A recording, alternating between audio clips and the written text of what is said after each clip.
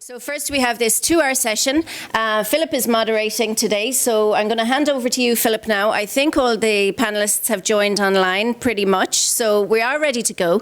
There are a lot of people coming in remotely for this session from different parts of the world, but hopefully all will go smoothly, and I'll hand over to you, Philip, to take us through this session. Thank you.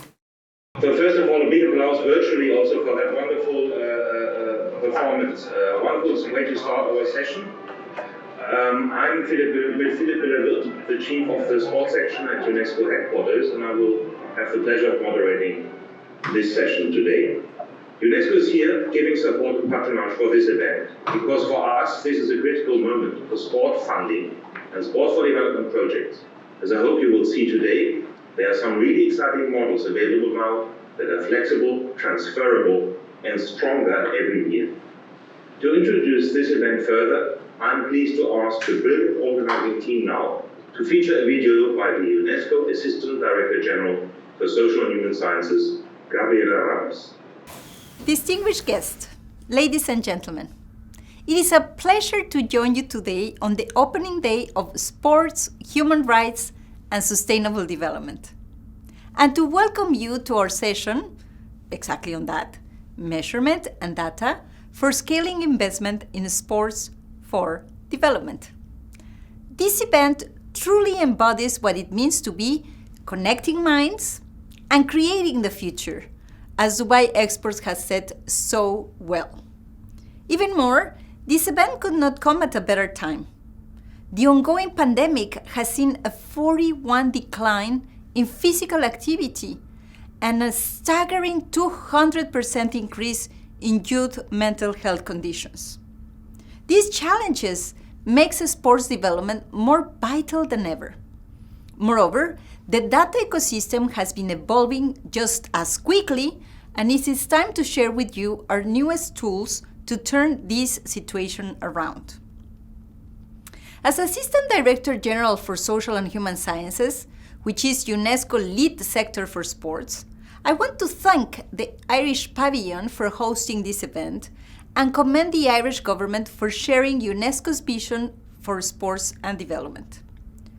Together with UNESCO, UEFA, the Commonwealth, our dear UNESCO chair, and the Coalition Secretariat, we form a community that truly realizes the power of grassroots sports to be an enabler for development. We thank all of you for championing this session. Of course, development is about infrastructure, it's about skills, it's about societies coming together, and all of this is about sports. Sport is an enabler of development, not only contributing to the 2030 agenda, but it's also showing time and time again that more and more research reveals a profound connection between sports and sustainable development. By being here today, you're going to see how much the cutting-edge data is already turning into successful investment partnerships. It is real, it is open source, it's scalable, and we are bringing it to you today because we have been working for some time to produce this data. And by mobilizing new financial instruments like social outcome contracts, we are developing reliable ways to put verified dollar values next to the social, economic, and health benefits of sports participation. These numbers can be surprising, staggering. For example, a recent valuation of amateur football participation in Europe was not just in the millions per year, but in the tens of billions. Imagine what that investment means in our societies. And projects like these mark an important cornerstone of UNESCO's larger new program, Fit for Life. Fit for Life, which is promoting sports. And Fit for Life is about realizing sports' full potential through smart investments which deliver outcomes in all of the areas that I have mentioned, in health, in education, in equality. It does this by supporting the development of inclusive sports policies, increasing grassroots participation, and better equipping teachers to build back better. Integration is the name of the game here. The Social and Human Sciences section is passionate about making human lives better through evidence-based policy making, considering all the societal needs. To amplify impacts, we need to connect the different stakeholders, new data sets, policy level, system level, and local change. Fit for Life provides a practical, action-oriented framework to do all this. As a continuation of our Kazan Action Plan, we want to support governments and businesses to walk the talk, giving them the tools to realize their funding needs. We aim to launch a coalition of public and private sector partners and to establish baseline data to support a smart investment at policy and practice level, and we count on you on this network of champions. This is the way forward, to bring concrete information and data, evidence, on sports impact to investors and governments in order to scale up vital investment in sports for development. It is the reason UNESCO is here today, and we're so eager to hear your perspective as well as those of today's presenters.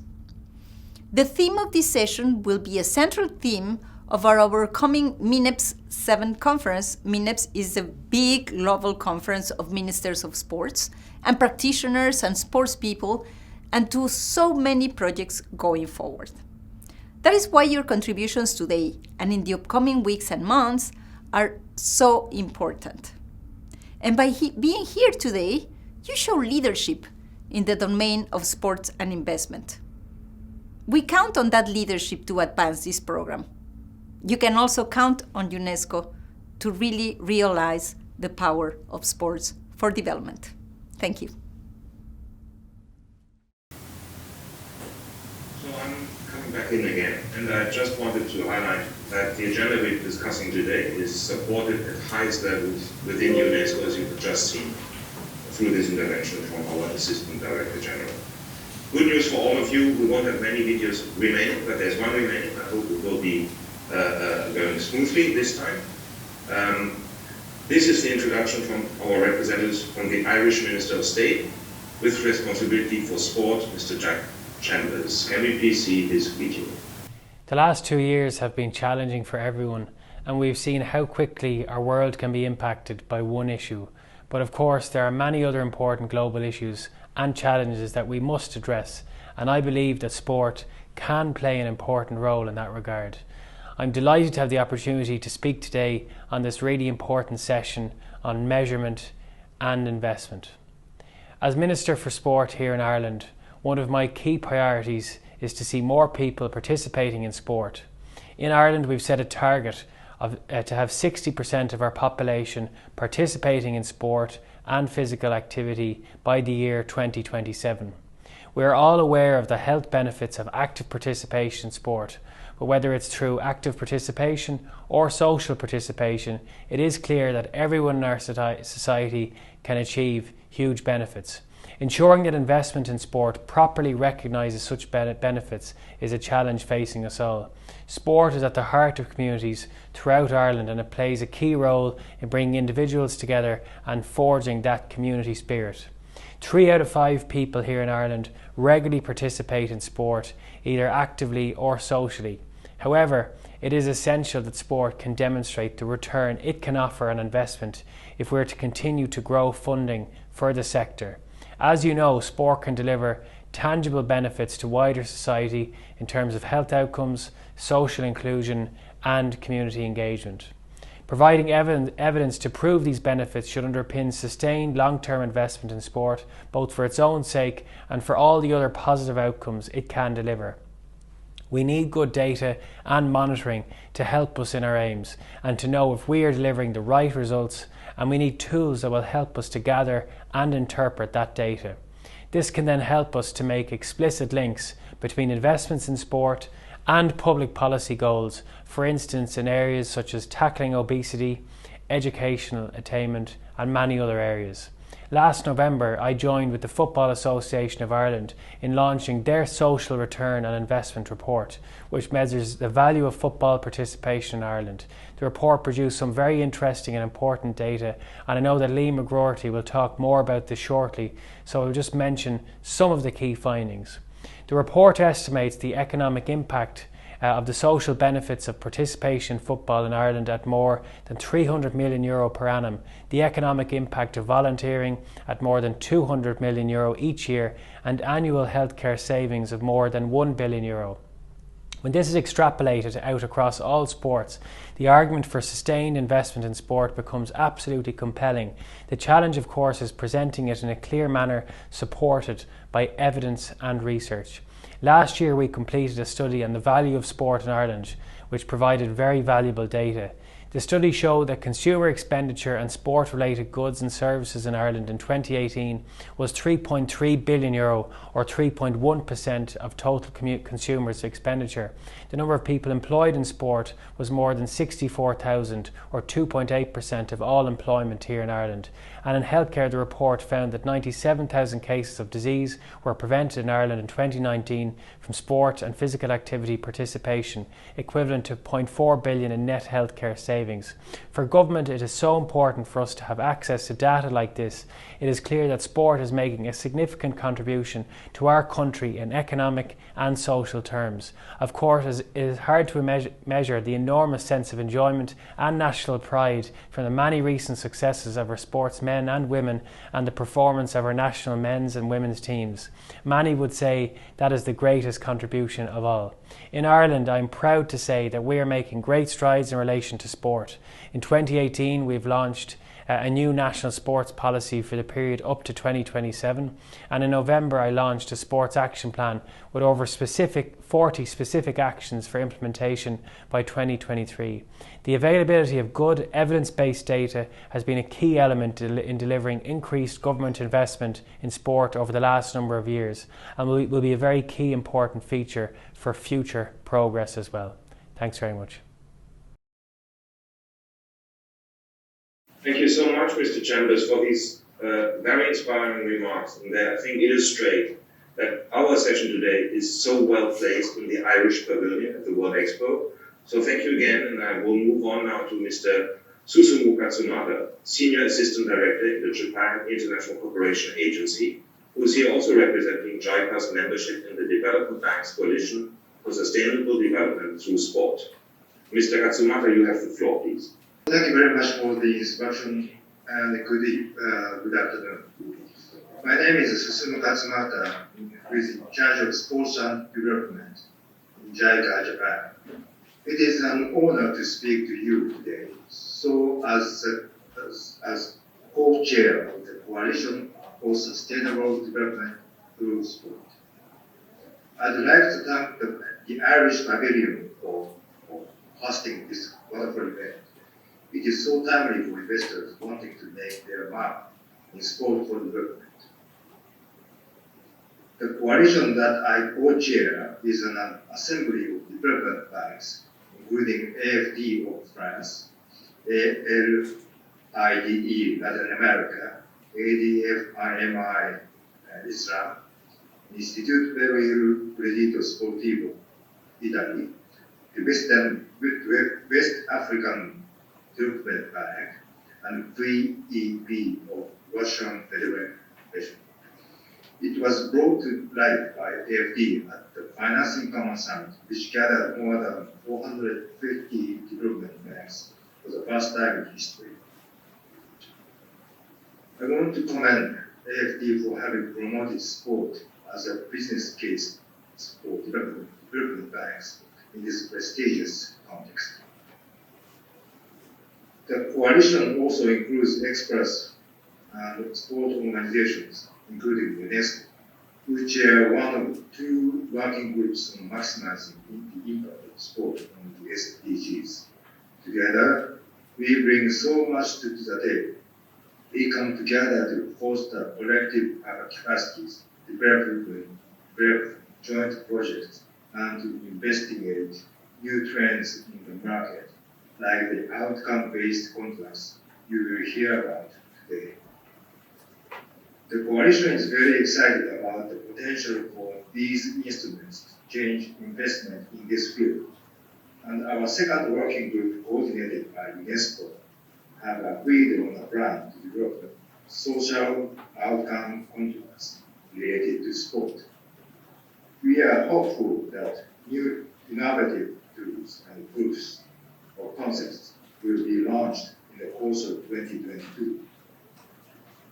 With this in mind, the coalition has reached out to other banks with interest in this field, including the Development Bank of Latin America, the IDB, the ADB, and the Islamic Development Bank. This composition is reflective of the current landscape development funding for sport. A core team of innovators and many newcomers to this exciting field. But two things must happen for us to scale up our investment. The first is to test and create usable data for sport funding in a low-risk situation. The second is to share and build collective capacity. Our starting point is to learn from the success stories of the innovators that we will hear from later today. Furthermore, we are in a stage of innovation where pioneers are motivated to share and develop exciting new financial instruments, exploit networks and assets that will be made available to a wide array of pioneers in the field of sport.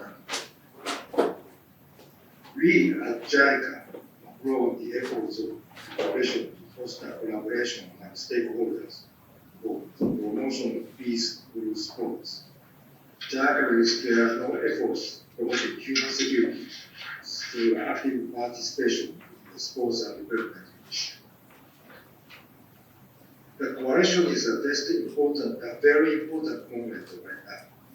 We are now at an early stage of innovation and development and are ready to share our knowledge, our experiences, and our success in order to innovate and grow collectively. To all colleagues, dignitaries, and partners here today, thank you for coming and sharing your voices at this important time. And to those of you who represent banks in this field, I welcome you as potential partners in the coalition. I wish you a most instructive and inspiring session. Thank you and good day. Sharing the stage with so many champions in the field of development funding, and I don't use that term lightly, champions. I firmly believe that sport can be a vital tool for development goals in almost every context, but it needs champions who are willing to bring it to this level, and it needs to be done right. It needs to be promoted from the grassroots level, and the funding chain that supports those grassroots projects needs to be strong, secure, reliable, and appealing to public and private investors. This push for integration and new strategies will be core at our upcoming World Conference of Sport Ministers that Mrs. Ramos mentioned earlier on, and this session is an important step in the build-up to that event. UNESCO is so happy to share this work with you today because we are finally at the point where we have the financial instruments needed for this. They are real, they are effective, and they provide fabulous rates of return for governments and investors. I don't exaggerate. But don't take my word for it. Today, you get to hear from the programs and investors themselves. In the next 30 minutes, you're going to hear from pioneers, trailblazers in the field of sport for development. You will hear from our colleagues at UEFA, whose model for social return on investment is not only rigorous and backed by a world-class team of academics, but it is proven to be effective on the ground. You're going to hear this firsthand from Joe Lockley, an athlete and founder of the company Bright Star, a service delivery partner that received money from Substances Chances social outcome contracting. You're going to hear how this success happened at every level, from the ground level with Mr. Lockley all the way up to the development of this contract by our colleagues at Substance. We're going to hear it from Sergio Sanchez, the head of Big Issue Invest, who will hopefully confirm what is most important. That sport for development is an excellent business case. We are all excited to hear how this funding model worked out, but I want you all to keep in mind as we watch this session, how could a model like this be taken on by my government, my organization, or in my hometown? We at UNESCO truly believe that contracts like these are the way forward. They are data-driven, innovative, and transferable to a variety of diverse contexts. Please welcome with me our first speakers, Liam McGraw, Strategic Development Manager from UEFA and an Irishman, as well as Tim Crabbe, Chief Executive from Substance. Liam, Tim, over to you. UEFA started this work in 2017, and we had 55 members, and within those 55 members we could see that there were enormous differences between governments in terms of how they support grassroots football and grassroots sports. The countries that supported grassroots football performed better on the world stage in both male and female football and across sports, and they were also financially sustainable sports sectors. The UEFA SROI model was designed to offer a business case to government as to why it makes financial sense to invest in grassroots sport. As Minister Chambers mentioned earlier on, and as most ministers know, we need evidence of impact, and money talks. The model we have developed can be applied to all sports, and we have shared it with all the big team sports. Today, the Irish rugby have just started applying the model to amateur rugby in Ireland. Dr. Tim Crabbe is the chair of the academic panel that guides the development of the model, so I'm going to pass it on to him, who will give us some of the details, and then I can share my screen. I'll pick up the story from here, Liam. Thanks for the introductory remarks. My name's Tim Crabbe. I have the pleasure of leading the team at Substance, which is an organisation that works at the interface of technology, social impact, and value in the sport for development sector. And when we think about these issues of the social value of sport, I make no bones about the fact that I'm a passionate follower of football, and I believe in many of the merits of people playing and watching the game, as do many people involved in the sport. But I guess the challenge that we had is to move beyond the idea of people who are involved in sport having a feeling of the benefits of sport, to move into a situation where we know and can be certain about the benefits of sport. And so since 2017, we've collectively been working with colleagues at UEFA and others to develop a social return on investment model that puts a monetary value on the outcomes that football participation drives, and essentially to make the case for investment in the sport, which is based on evidence rather than belief. And so I guess that it was critical for us in moving forward with that challenge, that the model that we developed would stand up to interrogation at the highest levels of inspection, in order that it might gain the confidence of government and international organisations such as the World Health Organization and United Nations. You see in the slide something of the basis of that model, and I'm sure that more detail is going to be presented in a deck after this event that will talk through some of the methods that sit behind the model. But I think that what's important to understand is that the model didn't just emerge out of nothing. It builds upon the highest quality sets of data, the most recognised sets of data internationally, the best peer-reviewed research evidence, and it essentially builds a model which is then underpinned and overseen by an advisory panel of world-class academics who both have guided us to the right data, assessed the methods, and endorsed the findings.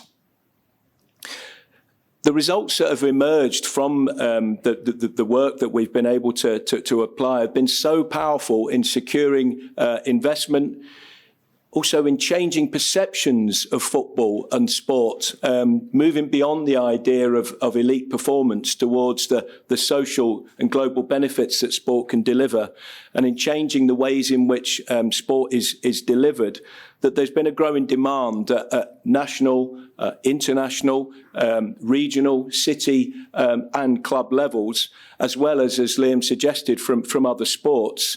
So through the development of the model, we were able to develop an online platform which enables remote data collection, analysis and reporting to create a sustainable, scalable solution. And I can now sort of let you know that we are already delivering this model in over more than 40 of the national territories or member countries of UEFA. The most recent of which was the results that we presented in the Republic of Ireland that we heard the Minister speaking about previously, where we were able to calculate the value of participation in grassroots football, not elite football, not professional football, but grassroots football in Ireland at 1.8 billion euros annually. And also to show how that value and where it comes from can be broken down in terms of the contributions that are coming from the economic contributions, the social benefits and health benefits, to be able to dig into that data more granular, in a more granular fashion, to understand how many cases of particular negative health conditions have been prevented, which is driving that value. Now we're in a situation where the model and this scalable way of delivering things has enabled us to apply at regional and club levels, as well as to extend the model to other sports, including, as Liam mentioned, rugby union, but also considerations for badminton and also American football, which is something that, as Liam suggested, UEFA welcomes. But I think what's important for the rest of this session is that these developments have opened up perhaps even unintended consequences, the opportunities, if you like, to think about new ways of financing investment in sport through social outcomes contracting. For 20 years, Substance and the colleagues that work there have been learning about and evaluating the impact of sport for development programmes. And we've long advocated a focus on outcomes and payment by results models, but traditional funding models haven't enabled that approach to be taken forward. But I think we now stand at a moment where the emergence of social outcomes contracting, or what some people refer to as social impact bonds, and the intersection of the use of technology to gather data, the impact measurement skills that we have developed, UEFA's investment in a social valuing model to put a price, if you like, on the achievement of different outcomes, has enabled us, certainly at Substance, to think about putting a foot forward and to design a social outcomes contract which is made to fit, made to the footprint, really, of the sport for development sector. That programme we have called Chances, and my colleagues are now going to take you through the journey of the development of the Chances programme, the possibilities that the approach is opening up.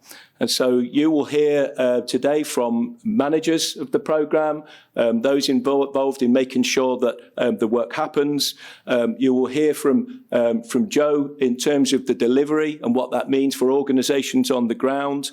And you will hear from funders and why this model is attractive to them. But first of all, I'd like to introduce you to Sangeeta Patel, who is the head of programmes at Substance. I'll be speaking to you about our experiences in managing the Chances social outcomes contract. Chances is really a model that's made up of 41 different organisations across the country who have come together for a shared purpose to tangibly improve the lives of young people. Big Issue Invest are our social investor who, after engaging with our sport and development business case, granted us a loan of 1.25 million for the upfront working capital to kickstart the programme. Chances has 16 delivery organisations known to us as the providers. They're sport and youth agencies with experience in sport for development. They vary in size, in capacity and turnover, and really kind of illustrate that there is no one size that fits all. Collectively, our providers are tasked with engaging up to 6,000 young people across the country to achieve outcomes that deliver social impact and cost benefit to our commissions. Increasing physical literacy, reducing offending, improving school attendance, and reducing the number of young people who are NEET, i.e. not in education, training and employment, are the costed outcomes that make up the Chances model, and each one requires evidence and verification to ensure that they are paid for. As outcomes are achieved, outcome payers, known to us as the commissioners, they pay per outcome. They have collectively committed £4.1 million, and this revenue, once it's generated, is used as operational running costs. So it's effectively maintaining the SOC outcomes contract model. So substance is shown in this diagram as the intermediary, and our role is to enable the model to run smoothly. We bring together the capabilities that Tim has just described, data, technology, performance management, and research in order to do this. Our goal here is to achieve social impact whilst driving up efficiency. We're able to do that really effectively by using the mechanism of results-based finance. We're incentivizing our providers, encouraging them to innovate, to be flexible, and really enabling them to be better at doing more good. We also want to ensure and secure good return on investment for our social investor. We pay the loan back to Big Issue with interest and on time. So Chances is predicated on a really rigorous financial cash flow model. It's really a vital tool that we use in running the contract. It governs and sets our framework for performance indicators. I'm really delighted, as Tim said, that our investment manager, Sergio, from Big Issue is going to be speaking to you shortly about their engagement with Chances. So whilst outcomes-based work is familiar to the UK sport for development sector, many of our providers are new to working in this combination, results-based finance and designing for outcomes. So there has been a change management piece. We've been building the capacity of our providers to manage the shift from traditional service delivery funding models to working in a really efficient social outcomes contracting way. Without necessarily having a blueprint ourselves or a precedent to follow, we've had to unpick some complex questions and provide answers along the way. We've embedded an impact and a process evaluation that enables us to piece together the optimal conditions to achieve the best possible results. We're aiming to keep the model tight and really minimise any leakage. Our smallest Chances provider probably packs the biggest punch, and to date has been one of our most successful deliveries. Bright Star has been mentioned. They're a nimble, agile boxing club who, after only 8 months, have achieved successful outcomes to the maximum claim value. I'm going to let Joe talk you through how he's done that. Our day-to-day role really is managing and processing a multitude of financial transactions, and this is possible through the continuous cash flow modelling and outcomes tracking. Engagement with commissioners is also really important, and we're realistic about this situation. Working with one government department in a results-based way doesn't necessarily give us the licence to leapfrog or bypass kind of whole administrative processes. So we are impacted by bureaucracy, and we take that into consideration. We do our best to expedite situations and to keep processes moving. Thanks, Liam. Just the next one. So here I'd just finally like to give you an example of how one Chances outcome interfaces across the model. In the development of Chances, we prepared a business case, a value proposition for government agencies to assist them to reduce incidents of youth offending. The rate card was developed. This is a menu of outcomes that defines how much commissioners are prepared to pay for each outcome. And that was developed using UK economic data. We then tested the rate card with local government agencies and defined an eligible target group. In Chances, these are young people who have offended or are engaged in the youth justice system. Every time a young offender is in contact with the police, probation, the court system, a social worker, a safeguarding team, there is a cost to their local authority. So you can see easily how the potential cost saving here can be quite significant. Eligible young people are identified by the services that I've just mentioned, and the young person is assessed. This is a really important step in the process. Is the intervention suitable for the young person and therefore likely to be successful? How will the young person be safeguarded? The provider engages the young person. In chances, they engage for up to 12 months. And throughout this time, the provider remains in contact with the police and the authorities to gather the data and the evidence. The evidence to qualify whether the outcome has been achieved comes from the police or a statutory service.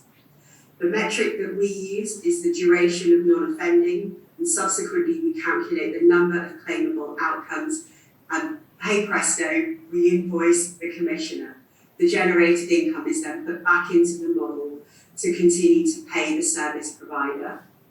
And finally, we bring all of this together through reporting, governance and accountability with all partners, so that equally, going back to that partnership of 41 delivery organisations, equally we can share in the challenges and the successes of the programme as we progress.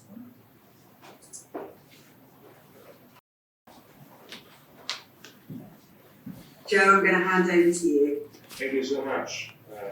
Yes, we move over to the next analyst of this construct, which is our core model. And I'm happy to introduce you now to Joe Lockie from Brighton. Thank you very much. And I guess to understand how it's working on the ground, it's really important that you understand how we've grown as an organisation in direct relation to this social investment bond.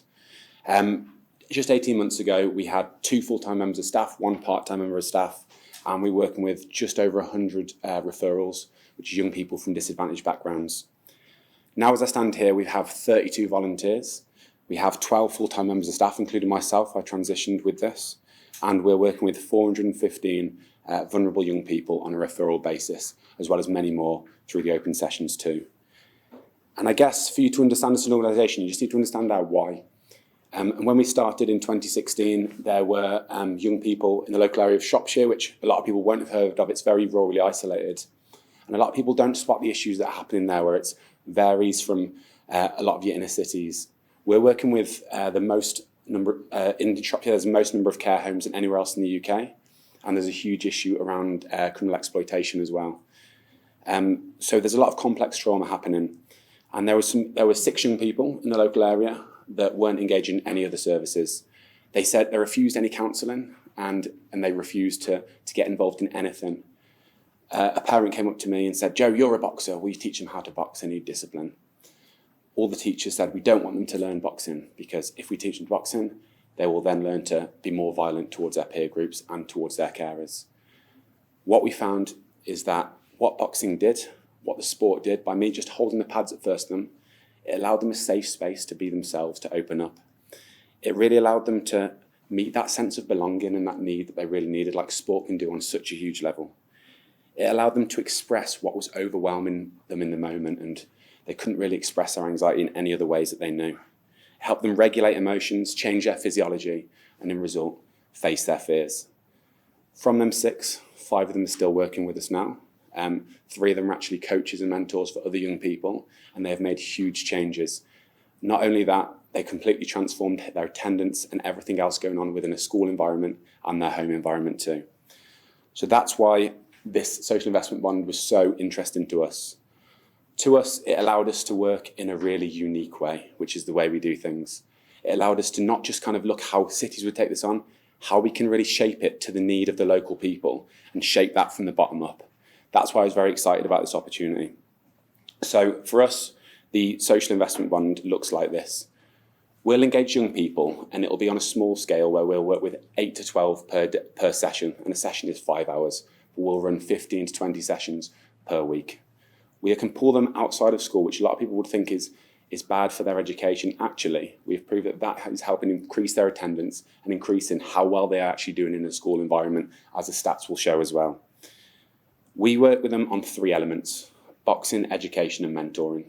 We found that by starting the day and after lunch having boxing, they completely transform who they are throughout the rest of the day. The mentoring element helps it feel like a family when they're discussing problems that are happening in their lives that they think they're isolated with, and actually others are open up as well. All of the coaches have lived experience in either exploitation or they have lived experience in mental health diagnosis, and they can really be empathetic with young people. The mentoring helps them look at how their thoughts are leading to their feelings. We look at cognitive behaviour as a whole. We explore positive relationships, role models, and have the conversations that no one else is having with these young people, with people that are their role models. And then we also offer education. So we help young people that really have had a lot of trauma in their life, show them that they can still thrive regardless of what they've been through. You know, one quote on the screen there from Ollie is, "I thought I was stupid because I wasn't doing well in school. Now I see I can use my skills elsewhere, and there's things that I can be great at." And that is Ollie. I'll tell you the story about him in a second. But I just think to kind of give emphasis of what we're doing, just hear some quotes. I told some of the parents, some of the teachers, and some of the young people that I was coming here to talk to you guys today. And do anyone want to talk? All of them wanted to actually say a quote. So what I've done is I've pulled 3 quotes from some of the young people. So firstly, from a parent has said, "Thank you for giving me my son back. We were starting to lose hope, but now he has so much love, focus and determination. We know that he can achieve every goal that you helped him set." A student said, "I don't know where I would be if I wasn't here, to be honest. I don't like to think about the road I was heading. I didn't even realise it was what I needed, but for the first time ever, I feel like I belong somewhere." One of the teachers said, "The students are engaged in achieving far more than we could ever imagine. They're achieving so much more in school and have literally proved so many people wrong, and will continue to do so. It's made our jobs as teachers so much easier. Thank you." So as mentioned, having the outcomes-focused social investment bond really means that we can be flexible with our delivery. It means that we can suit the delivery to the needs of the young people in our area, which means when it comes to impact measurement, we have to be really disciplined, which is really important because we can really show what we have, whether it is working, isn't working, and flex the delivery to the needs to make sure it does work. We can work with the Shropshire Council and with the local people to actually show what we're doing and really help shape strategy. Also share all the values and all our learning with people all across the country as well. I talked about Ollie a second ago, and I think just to really understand this model, you just need to understand his journey. Ollie hadn't attended school for 9 months at all. He was associated with a problematic peer group, and it was because of a lot of trauma he faced in the past. Ollie said that he had no hope. He might as well get involved in this sort of behaviour because he had no hope in life. What we were able to do with Ollie is we believed in him when no one else did. With enough belief, he was able to believe in himself. We were able to meet his sense of belonging and then help him to become the best version of himself that he could be. He went to a pupil referral unit, and then within a month was able to go back into a mainstream school because of the changes he's made. And now he's volunteering and helping with other young people as well. So our 3 words that we live by as part of this and as part of everything is believe, belong, become. Thank you.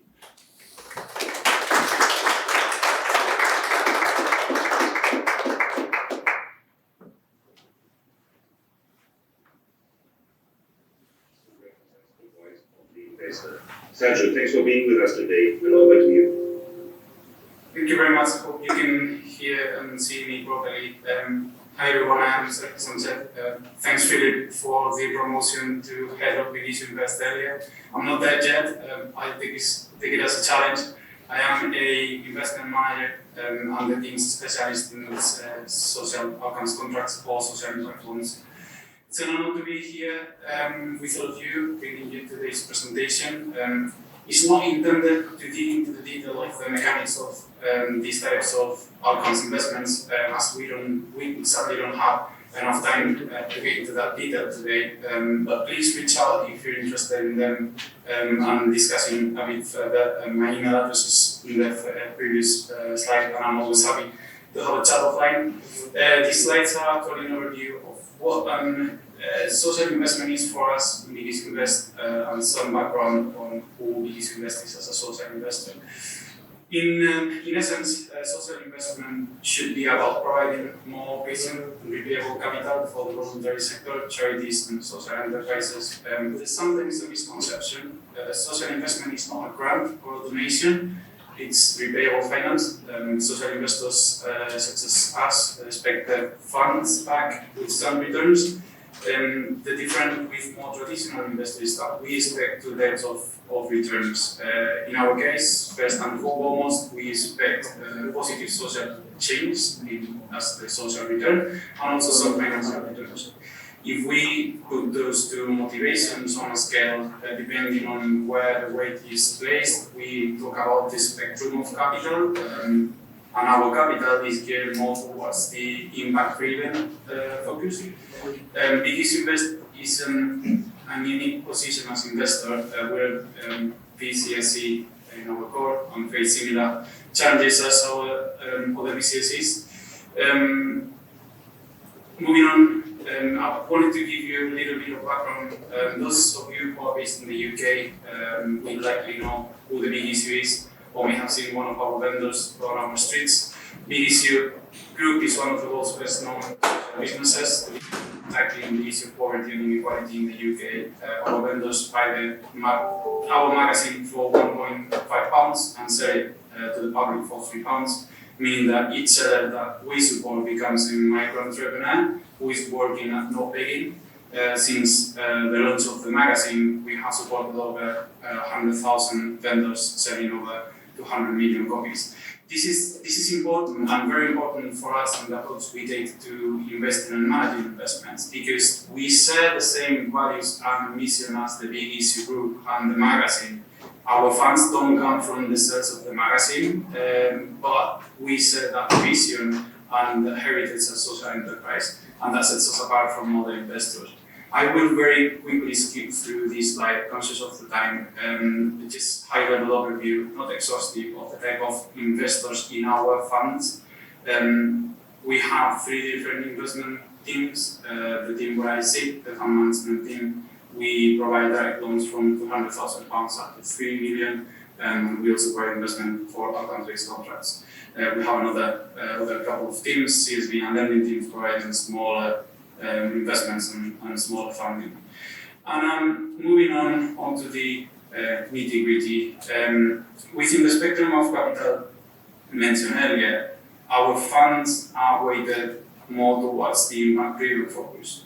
That means we, as an investor, only invest into opportunities that actively seek to create solutions to social problems. And that is actively seek to create those solutions and not creating those solutions as a byproduct.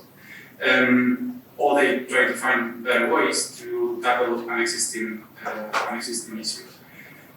How we achieve this? We achieve this by placing impact first. That's an easy thing to say, but how does that look in real practical terms? If we can take the Chances program as an example, we're here because we invest in that great program. And it's a program that actively pushes to help young people become more engaged in communities by using sport. Our impact investment thesis assesses both the social and financial returns of the opportunities of an investment such as the Chances program, but it starts with a social impact assessment that scores an opportunity on how effective and or inclusive it is to achieve its social goals. We provide investments with an impact rating. That means how impactful it is addressing an SDG. In this case, Chances, for instance, SDG 3, good health and well-being. We provide it or give it an impact rating that helps us make a decision. And it not just makes us help an investment decision, it's actually for us a go, no-go test. If an opportunity doesn't qualify or doesn't pass our impact. Apologies, we have to come to a conclusion of this part because we're already way beyond schedule. Apology. No worries. Can I just quickly, very quickly, just highlight the approach we take to investment is very, very heavy on co-creation of solutions and creating long-term service innovations. Providing technical assistance and advisory support from our experience is sometimes valued more highly than the providing capital itself and being with our investees throughout the journey of investment. As said, you have my contact details. I'm afraid we don't have more time, but please reach out and we can have conversations. Thank you so much, Joe. You have raised a lot of appetite, I believe. I also believe you're not alone. You are innovators, but there are more and more companies that invest in social investments, such as yourself. So thanks again, and move over to some concluding remarks from Leon and Tim, please. So I'm just going to shorten this to 2 minutes, Philip, if the host wants to put on the video, that's fine. So the model that we developed is built on a lot of the great work done by the SDGs, the Millennium Development Goals and the Kazan Action Plan. It's based on science and econometrics, it's not based on hearsay. It rose a number of questions for us within sport. Is sport being effective as it should be? If we design sport differently, can it be more effective? Can it be like sport for development? And second, the last question is probably the most important. Is there a better way to invest and to increase investment in sport? Our vision is that we would design sports clubs that will have social outcomes as their primary focus. Just as Joe mentioned, design from the bottom up. A boxing club can have far bigger impact for people who need the support the most. And then is there a way to finance this? Like, as Sergio mentioned, can we attract investors who care about a return and a social outcome? We are very fortunate that the European Investment Bank is going to support the testing of these concepts in 2 countries, in Romania and Finland, and not just in food, not just in all sport. The questions they want to ask is, can governments change from an input funding model to a payment by result model? Bodies like the doctor, the teacher, the police officer partner with a sports entity for joint outcomes. Is there an interest from the private sector to invest, and what are the obstacles in that country that would prevent investment? Can we use the SROI model across the globe to develop rate cards for specific outcomes in specific contexts for specific demographics? And is this idea scalable?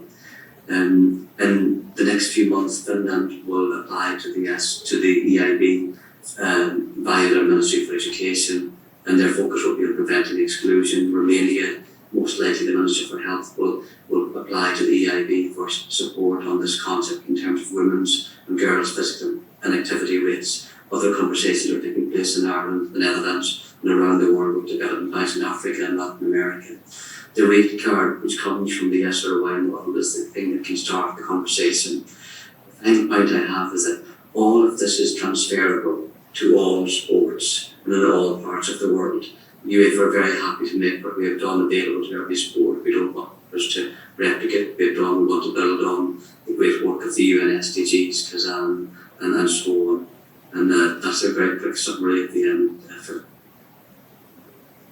Thanks so much, Liam, Sergio, Tim, Sangeeta, and Joe for bringing us closer to this innovative environment. 30 minutes is not doing justice to everything we need to learn and understand, but I think we have got a very clear idea about the potential of this model for sport for development and for really solving one issue, which is the funding and resourcing issue.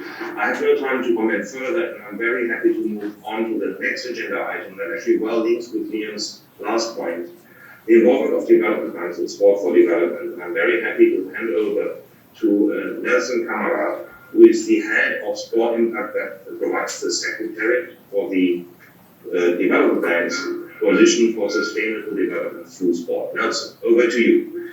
Perfect. So thank you, Philip, and good morning and afternoon to all. Nelson Kamara, Executive Director of Sport Impact, based in Dakar, Senegal. Notably in charge of the management of the Sport Impact platform, and also the Secretary of the Coalition for Sustainable Development through Sport. I'm really happy to moderate this session just after a highly written parts in which we have been able to easily understand that sport is not only a leisure or just a passion for any competition, but definitely a key tool to be used for economic and social impacts, notably for access to sport for all, combined with well-designed, inclusive, sustainable infrastructures and relevant capacity building. And in the current sanitary and global environment, if we want to keep a minimum of social cohesion, if we want to improve education and maintain children at school, if we want to emancipate, to bring more inclusion and to create sustainable jobs and of course to improve health conditions, we need to be innovative and to develop concrete solutions. And sport, I think, is definitely one of them. And the first good news is that we have no concrete tools, financial instruments, and methodologies easily replicable around sport for development, such as the SOC investment model we were just talking about, and also the SDGs indicators that we will touch during the next session. Another good news is that there is a momentum. More and more stakeholders, from governments and to private institutions, are convinced about this vision of sport as a key tool to rebuild. Among them, public development banks are notably more and more involved directly on site in partnership with local organizations. For just some quick examples, the German corporation has done a fantastic job over the last decade under the leadership of GIZ by designing and implementing sport for development programs in almost 40 countries in coordination with local partners. JICA is doing the same, notably through the JICON.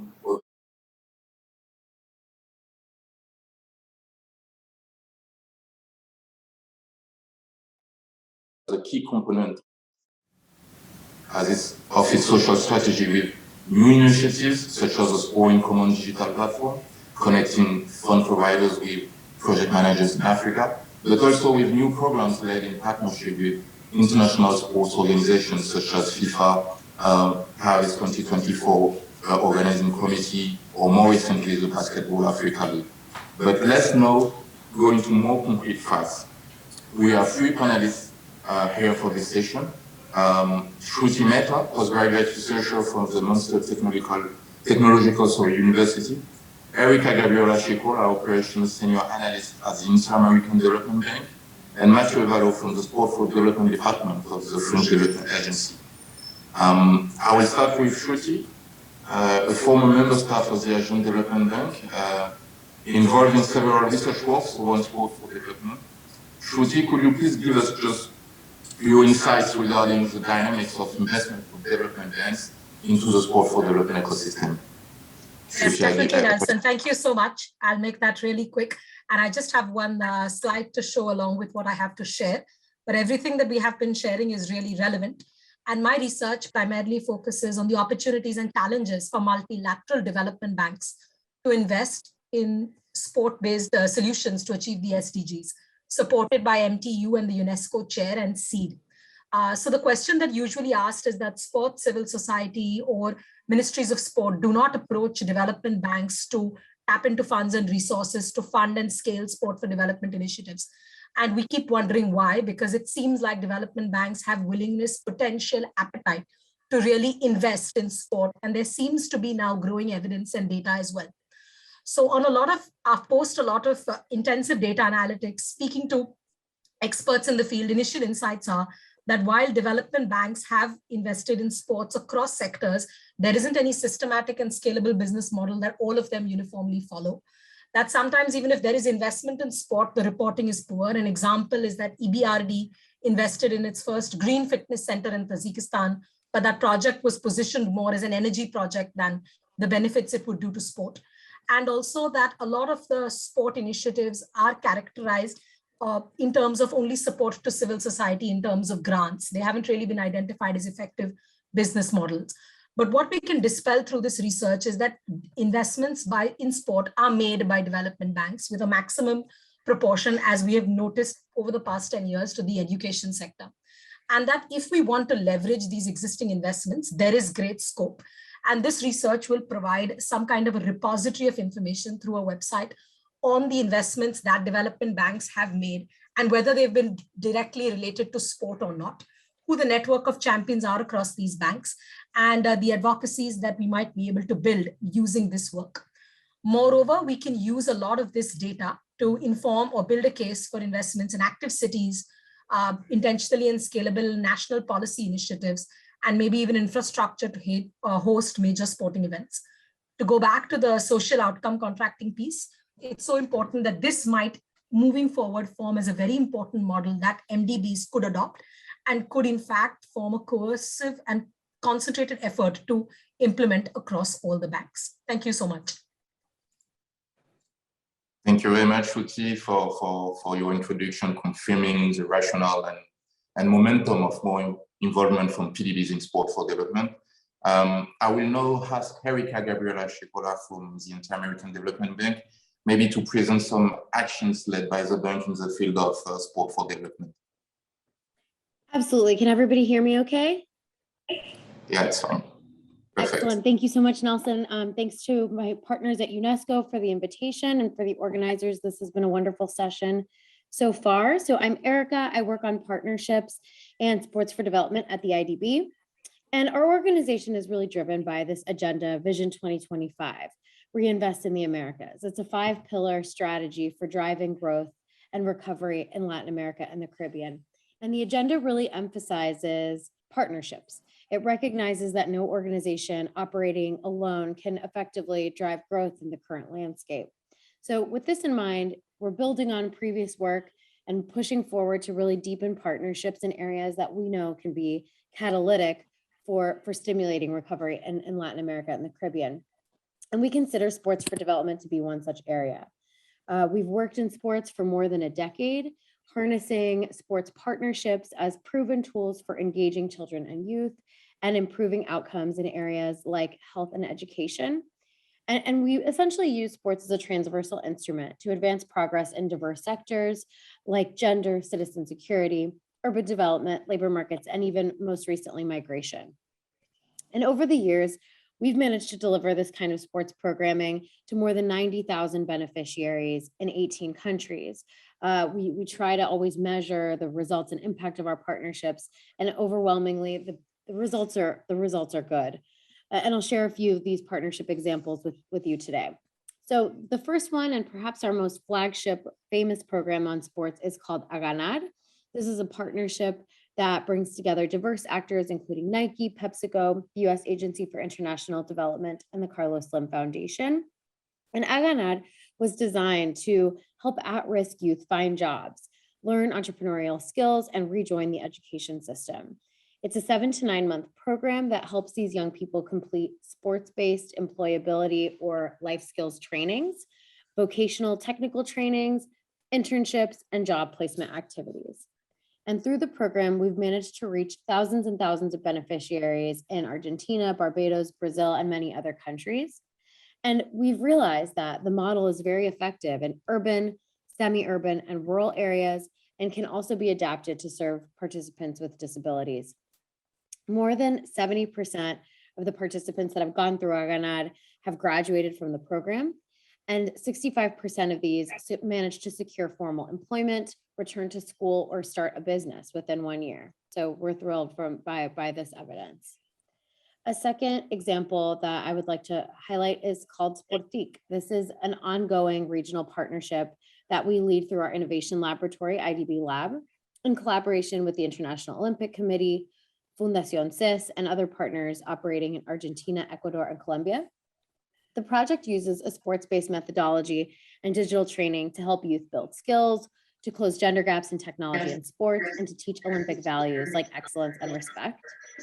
Thus far, the program has convened nearly 60 partners that are part of its network, including schools and community organizations. And to date, we've managed to reach more than 8,000 young people, 56% of which are girls. We've trained more than 600 educators. And importantly, we've successfully adapted the model to the challenges of COVID-19. We've delivered innovative virtual programming, including a virtual regional marathon, a virtual campus offering, different activities, and other such efforts.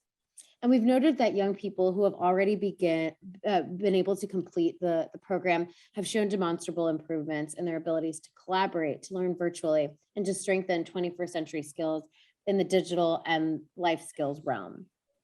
And just to close briefly, I'm going to move away slightly from sports to a model that is actually in the health sector, but that we think is really valuable and offers valuable insights for how we can structure sports and other development programs.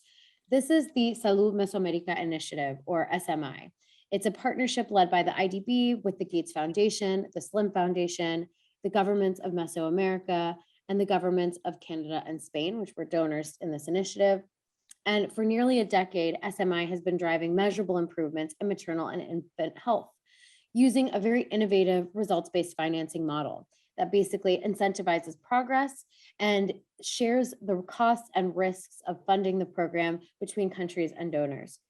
Essentially, when countries achieve 80% of pre-established targets that are determined by the partnership in advance, they receive a cash incentive that's equal to 50% of the contribution they themselves put into the program. And the results have really been remarkable. Across Mesoamerica, we've managed to reach more than 1.8 million women and children. We've managed to validate the effectiveness of this results-based financing model, which we consider can be replicated to other sectors and countries. Across all nations, we've noted major improvements, including an increase of 9 percentage points in the quality of care for women with obstetric complications. And at the country level, improvements in the coverage and quality of care have reduced the health equity gap to the extent that healthcare for the poor is now closer to and sometimes above regional averages. I share this example because it is a proven and innovative new way of working that we think can really amplify the impact of our work in sports and beyond. And we hope it can inspire us all to think outside the box as we design these types of programs. Thank you so much again for your time. Thank you very much, Erika, for this highly relevant insights. Of course, if there is any question from the audience, we will take them at the end of all sessions. I will now ask Mathieu Vallot to comment. Mathieu, you are a staff member of the Sport for Development Department at the French Development Agency. Could you please give us more details about AFD experiences and strategy within the Sport for Development ecosystem? Thank you, Nelson. Good morning, good afternoon to all, dear guests, ladies and gentlemen. So my name is Mathieu Vallot, Sport and Development Project Officer at EFD of France. Really, it's great for me to be part of this panel about development banks' engagement in sport for development. So why EFD decided to invest in sport for development? Maybe to be very quick, is due to three main reasons. First, the 2030 Agenda for Sustainable Development Goals highlights sport as an important inclusive vehicle. And we know, I won't say again, it contributes directly to the achievement of 12 SDGs and indirectly to all 17. After, as you might know, we have an important sport event calendar. We had in France the 2019 FIFA Women's World Cup. In September 2017 has been the Olympic and Paralympic Games of Paris 2024 has been designated. And 2 months after, France designated to host the Rugby World Cup in 2023. So this is huge. And last but not least, the first Youth Olympic Games to take place in Africa was supposed to happen in 2022 and postponed to 2026. And finally, a strong political support from our French Republic President, Emmanuel Macron, 4 years ago in Burkina Faso, in his famous speech in Ouagadougou, he really said that sport as a strong driver for action for youth and economic and social development. So with this three reason, we EFD board adopted a sport and development strategy in February 2019. So, well, it's always hard to talk about after Erika from IDB or compared to GIZ with Suzanne in the room. But basically the aim of this strategy is to reinforce the group, EFD group commitment to 100% social link and really to foster sport for all. You understood is we use sport as a tool for development and facilitating equal access to sporting activities and promoting gender equality. So how we want to achieve this? We have 3 pillars in our strategy. First is to launch new initiative by building partnership with sport leader organization, as explained by Nelson in an introduction. We have this partnership with FIFA, with the NBA, and with Paris 2024 organizing committee. Also launching new initiative with the digital platform Sport en Commun. I will put the link on the chat. Please go to see this fantastic digital platform. The second big pillar is to integrate sport component in all EFD projects. Means we do sport and health project, sport and education project, sport and urban development project, etc. And last but not least, to produce and capitalize on knowledge in the sports sector by launching specific studies. Maybe you saw in the social network lastly, we had a fantastic sport and gender research study with concrete action plan in 5 countries in Africa. I will also add in the chat the link of our activity report 2019-2020, but just to emphasize that EFD committed more than 48 million euros in this sector for these 2 years. So this is great, but we can do more.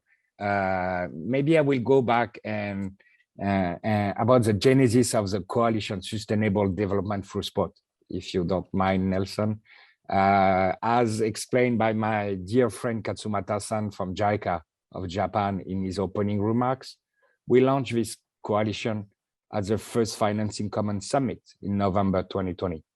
And this came from the necessary connection to connection between sport and development finance world to have more impact. And therefore, as you know, we have this partnership with Paris 2024 since February 2020, and Paris and EFD engage other stakeholders, PDBs, international sport organization, and international organization to connect sport and development worlds. So it means to put more sport in development and to put more development in sports. So as you understood, we have a coalition, a global multi-stakeholder coalition, gathering some PDBs, but also sport leading with the support of sport leading organization. So Paris 2024, of course, but also IOC, IPC, and international organization like GIZ and UNESCO. And to be very concrete, after 1 year and 2 months of existence, what we want to try to achieve is to invest together in sustainable sport infrastructure and development projects. So the main objective is to identify a pipeline of sport infra projects according to agreed criteria, green investment, sustainability, accessibility. It's really important that these venues are accessible to all, but through public-private partnership. And I'm speaking specifically to government officials who are attending this session. The coalition and its partners is available with the financial tools and technical expertise to assist to build this sustainable sport infra and development project for sports. And secondly, and it was very technical, it was great. As explained in the last session, the coalition will focus in implementing pilot projects using social outcome contracting model to mobilize both public authorities and also the private sector. And this, we really believe, and UEFA presentation was great, this fantastic innovative tool based on outcome and not on input, which is great. And speaking again to government official attending today, we really believe that is a fantastic opportunity for cost saving and quick impact we could see in the presentation, and a great opportunity to legislate on sport and development public policies at the national level. And to end, sorry, Nelson, I think we go back to the SDG 17. We need to work better together in stronger collaboration. So I'm calling again all the PDBs interested to join the coalition, to join the forces to have more impact. And I will finish with my motto, our motto with Paris 2024, more sports, more impact. Thank you, Nelson. And thank you again to UNESCO and to the Irish Pavilion to give the floor to AFD. Thanks again. Thank you very much, Mathieu. Thank you, Erika and Shruti, for all your input. You have seen, we have just heard a set of concrete initiatives performed by PDBs in coordination with local organizations and government. This is why this coalition presented earlier by Mr. Katsumata and Mathieu Vallot has been created to combine financial resources, investment, and share expertise, and also to better understand together key metrics, dynamics, methodologies, financial and social returns. As Mathieu just said, new joiners are definitely more than welcome to pursue and achieve together common objectives in close coordination with governments and local organizations. I will now pass the floor to Philip and Len Robinson from the Commonwealth for another highly relevant session related to SDGs indicators and impact measurement of sport. Thank you very much for your attention. Philip. Thank you so much, Nelson, and all the panelists. Again, giving a flavor of we are embarking on an innovation journey, and development banks are part of that journey already, and many others are expected to join. No time for further introductions or comments. Very happy to have Len Robinson from the Commonwealth Secretariat to moderate the next session. And just one piece of introduction from myself. The Commonwealth has been doing pioneering work in the measurement of the impact of sport on the SDGs, and they are therefore extremely well placed to complement the financial or investors' perspective we have heard so far with the perspective from the development community when it comes to the relevance of sport impacting the SDGs. Lane, over to you. Thank you very much, Philip. Thank you very much to the Irish government. Thank you very much for UNESCO for this opportunity to share a little bit on some of the work we have been doing. My role is really to present the person who I think will give you a good overview of what's going on here in the person of Mr. Alan Zimmerman from Canada, who is the chair of our Sport and SDG Steering Group and a member of the Commonwealth Advisory Body on Sport. In this session, we'll be talking a little bit about how do we integrate all of these things we have heard on the development of indicator side with what we need to do on the investment side. And so without any further ado, allow me to turn you over to Alan, who will then say a few remarks and take us through the session. Over to you, Alan. Well, thank you very much, Lane, and good morning. Well, good morning from Ottawa. A very cold morning today. Very happy to be here to talk a little bit about what we've been doing on our work in developing a framework and measuring instrument for measuring the impact of SDGs on sport. Since April 2018, there has been a collaborative international project to develop, test, and validate a measurement framework and model indicators to support member countries, sporting bodies, and other stakeholders to measure, evaluate, and enhance the contribution of sport and physical education and physical activity to prioritize sustainable development goals and targets.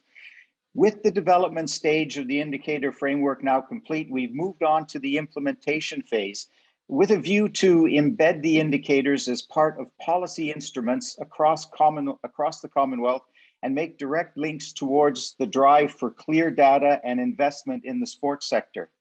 Today's session serves as evidence of progress of measurement and very much complements the earlier discussions by UEFA and UNESCO on the SROI model and the SOC instruments on the need to strengthen investment in the sector. Our two case studies that will be presented in just a moment by Namibia and the ASEAN Secretariat will collectively showcase why measuring the contribution of sport matters through a national and regional lens.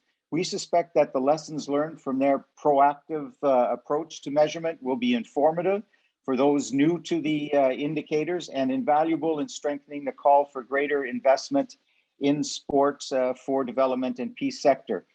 I'd now like to welcome Roger Kambatuku, Senior Sport Officer of the Ministry of Sport, Youth and National Service of Namibia, and Dr. Jeffrey St. Bernard, Lead Consultant on the Sport Development Index, to speak on Namibia's behalf, after which Dr. Roger Yap Chow Jr., the Head of Education, Youth and Sport Division of the ASEAN Secretariat, will give his presentation on the ASEAN Sport Cooperation. So thank you very much, and Roger, I turn it over to you. Thank you very much, Alan. Thank you very much, Lane.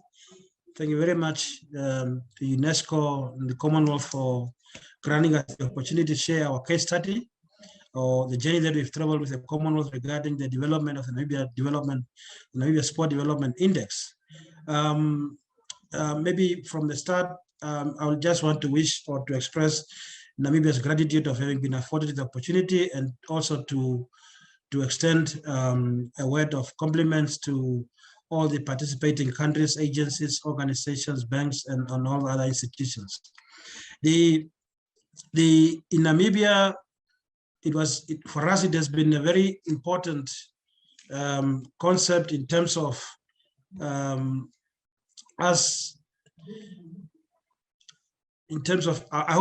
hope my screen is visible to all the participants.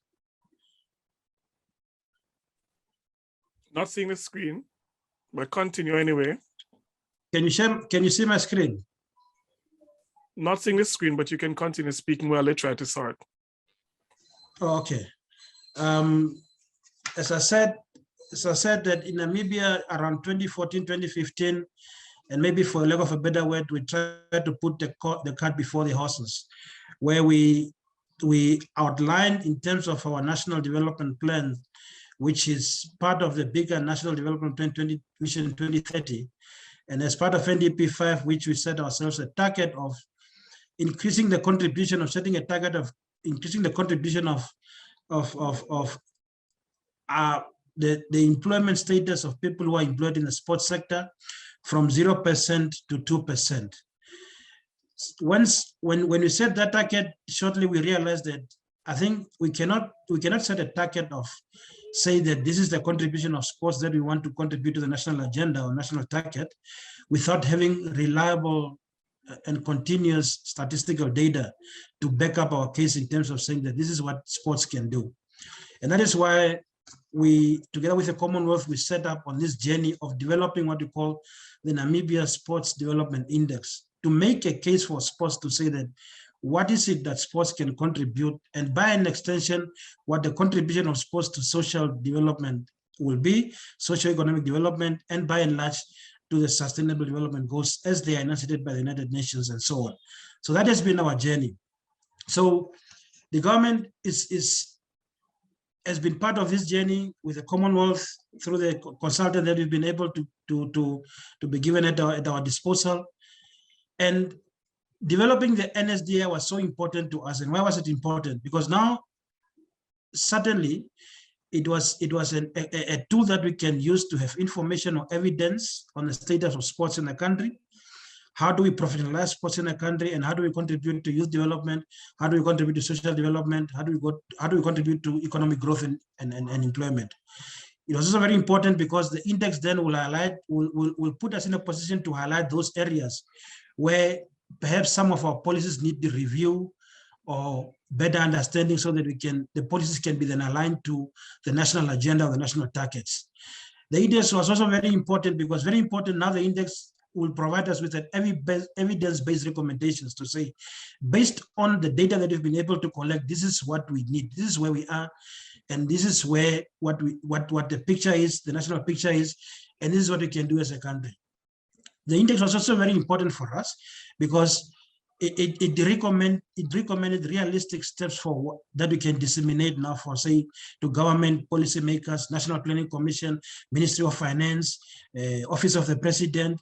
Certainly now as a sports industry, we can go back, we could go to them and say, this is what we've been able to find. In a case before, in the previous dispensation where we did not have an index, we will normally go at meetings and make the case for sports, but then people could not understand what is it that you are saying. How is the industry affected? How many people are you employing?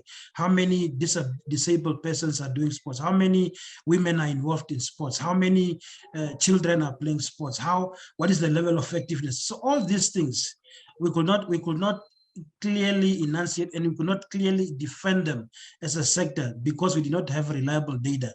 So the NSDI was a way of us getting reliable data that we can use in our efforts of making a case for sports, or in our efforts of getting to an evidence-based approach to say that this is what the sector needs.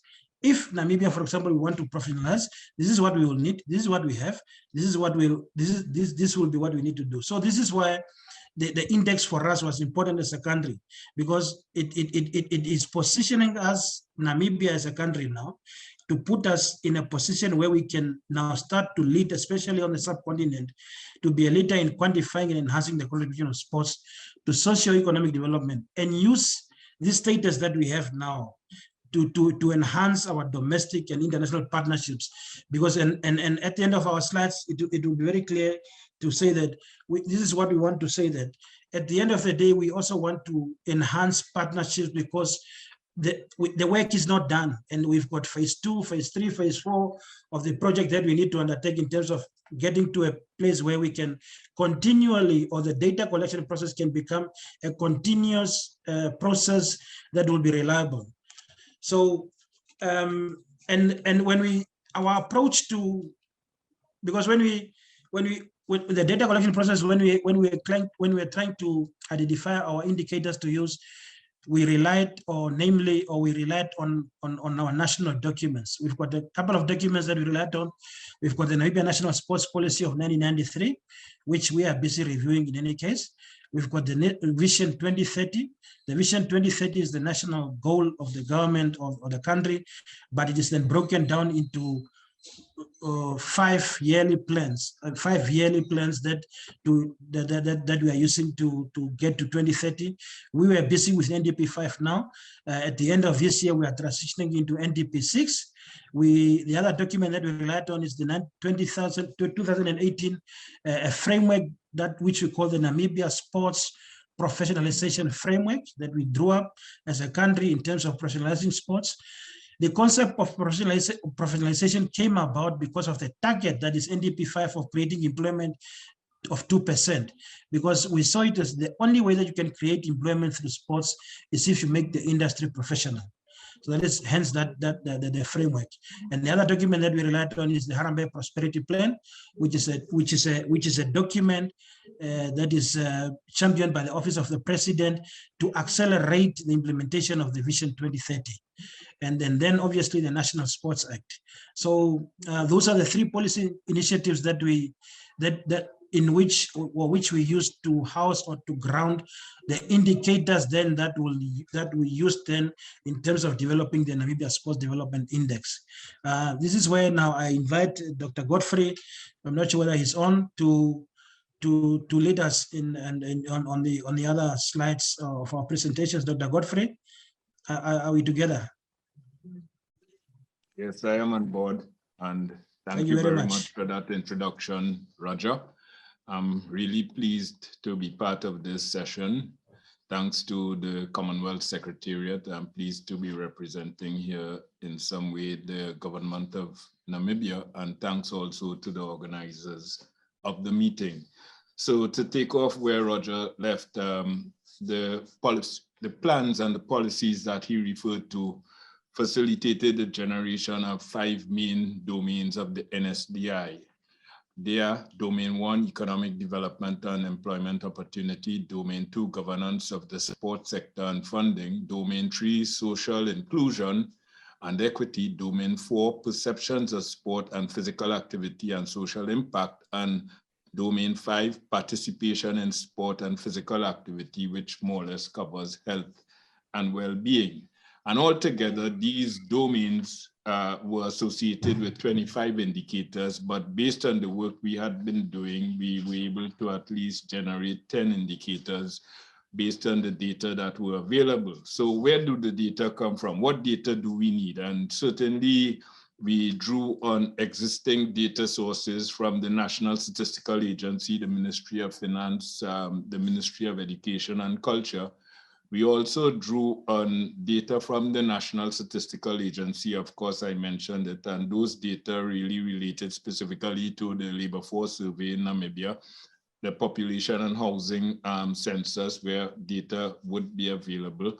And we are talking about these data insofar as they are not only relevant in the context of what we use to facilitate data collection, but what will likely be used as well to collect data for other indicators that we were not able to collect. Of course, the National Statistical Agency would permit, data collection and national income accounts, which would be relevant for making statements about the contribution of sport to GDP and so on, and National Household Income and Expenditure Survey, which would contribute in some measure to the similar indicators.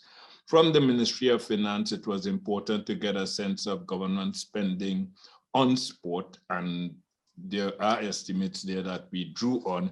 And the Ministry of Education, Arts and Culture, while they do collect valuable data, those data to some extent were lacking in its capacity to meet some of the needs of the NSDI. But basically, the data sources that I allude to here were primarily important in facilitating the collection of data for domains 1 and domain number 2.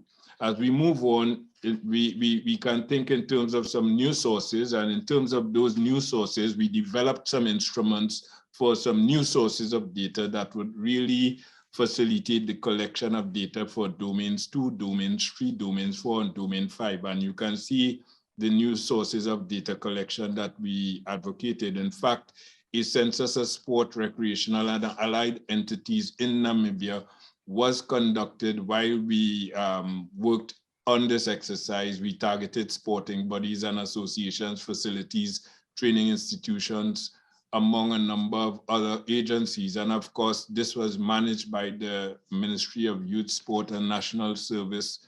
Of course, there was oversight from the NSA with respect to the data collection. And we are proposing that, in the future, that this is an exercise that could be, since I would like to think that what we did initially is a kind of pilot exercise, but it could be eventually refined and annualized to facilitate the collection of data annually.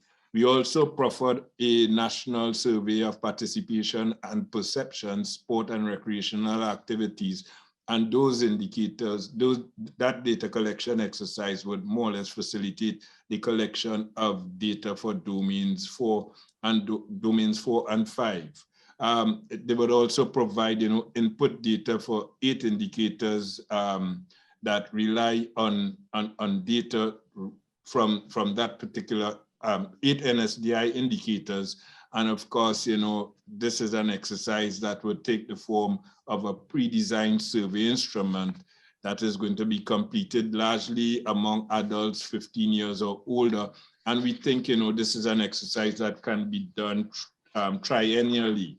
In terms of some of the initial data that we found, here are some preliminary data. The first line diagram gives us a sense of, the expenditure by the Ministry of Sport, Youth and National Service, the sport budget in terms of how it relates annually in terms of, the overall budget and what's spent on sport.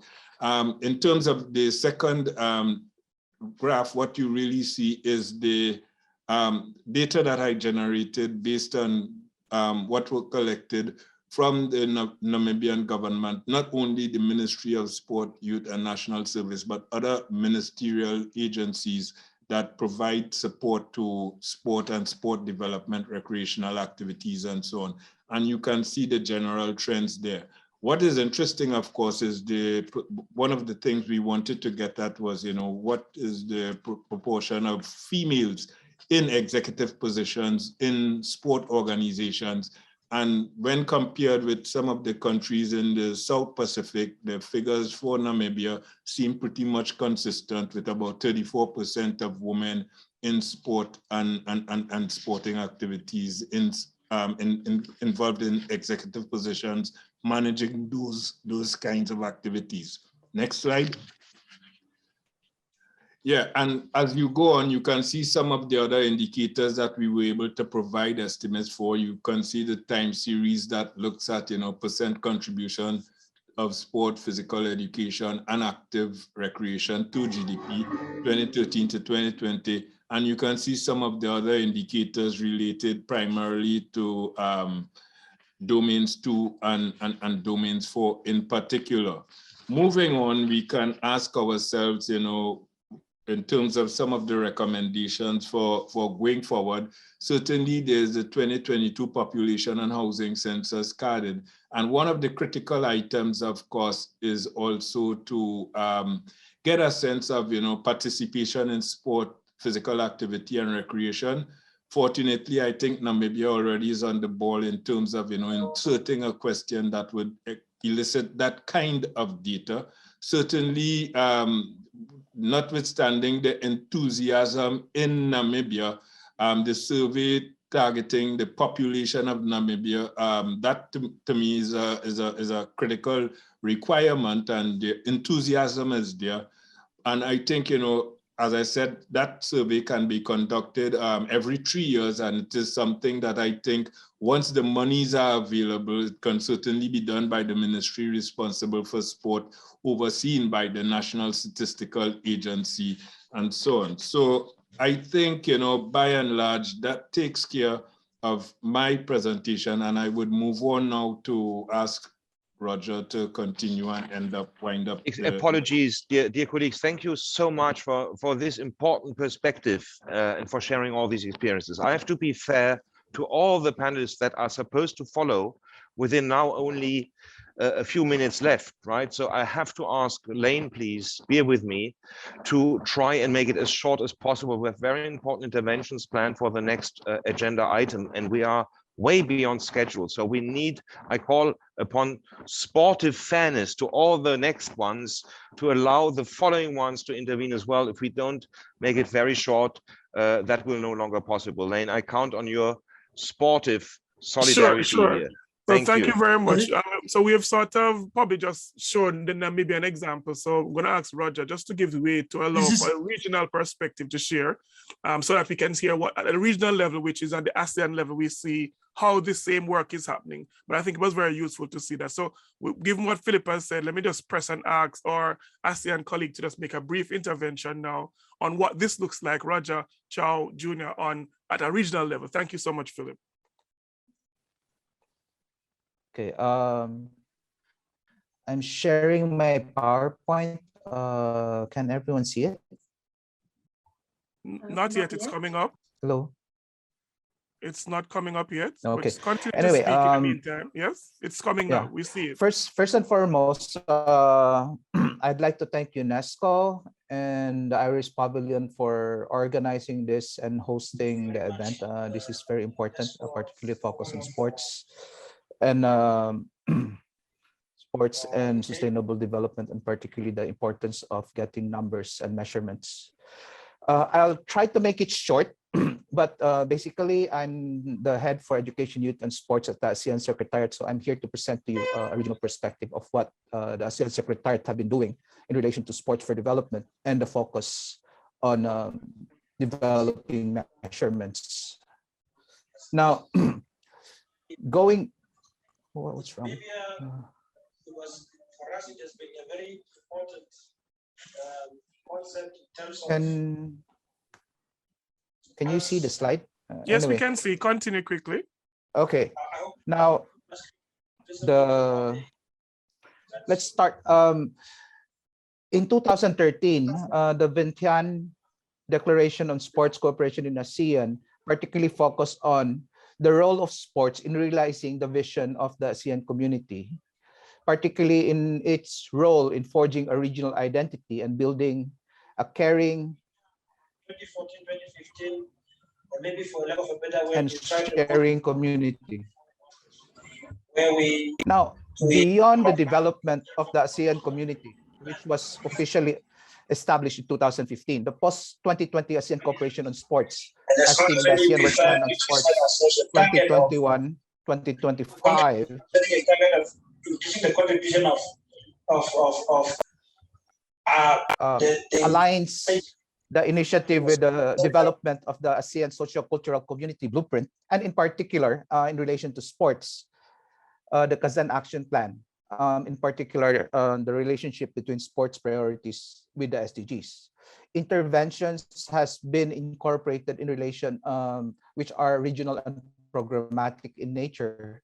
But the most important thing is the focus and the need to develop monitoring and evaluation frameworks to ensure that the initiatives, programs undertaken within ASEAN in the sports sector are actually measurable to show the progress and the tangible achievements that each of the activities and programs contribute, not only in terms to ASEAN community building, but also in relation to achieving the UN 2030 SDGs. As you can see, the alignment between the ASEAN socio-cultural community blueprint 2025 and the various declarations are the basis to develop the ASEAN work plan on sports 2021-2025. In particular, ASEAN cooperation on sports also takes into consideration partnerships with development partners, such as the SOMS, which is Senior Officers Meeting in Sports plus Japan priorities, and eventually initiatives in sports with China as well. That's happening in the coming year. Now, the focus has been, the focus for 2021-2025 has been on sports for development and peace, which is priority 1, promotion of a healthy lifestyle, and particularly increasing sports participation and physical activities, professional capacity building, sports integrity, and sports science, promoting ASEAN awareness through sports activities, sports tourism, and sports industry, and basically resource mobilization, partnership engagement, and essentially monitoring and evaluation for ASEAN cooperation in sports. If you actually look at the various activities planned in the work plan, priority 1, which is basically sports contribution to development outcomes and peace, contributes roughly 29% of all the activities. Now, on the other hand, the priority number 4, which is promoting ASEAN awareness, actually has 15% of all the activities. So these two figures alone represents about almost half of all the activities in the ASEAN work plan on sports. Basically, it focuses on sustainable development goals, but it also focuses on regional community building and the role of sports in terms the contribution of the sports sector within the ASEAN region should be seen both ways in terms of contribution to regional community building, contribution to ASEAN awareness, ASEAN identity for building, and basically strengthening the ASEAN community. But it should be seen as well in terms of its contribution to sustainable development goals. However, how do we measure that? And do we have the numbers and the data to measure it? Now, ASEAN Secretariat has been collaborating with the Commonwealth Secretariat, in particular joining their activities, including the series of the sports and sustainable development goals indicators, communities of practice, the various courses, sports for sustainable development, designing effective policies and programs. Take notice, it's not ASEAN Secretariat, it's also ASEAN member states. Now, the ASEAN Secretariat and the Commonwealth Secretariat has also initiated the identification of alignment between the work plan and the sustainable development goals, including its alignment with the ASEAN Sociocultural Community Blueprint 2025 and the different potential indicators. In fact, we will be having a meeting soon to further work on ways forward to further develop the alignment and essentially enhance the monitoring and evaluation framework. Now, one important report that came out late last year under the Singapore chairmanship on the sports sector was the first ASEAN sports participation survey, which can be considered a unique region-wide initiative leveraging on Porta's Active Citizenship Worldwide program, which is focused on physical activity.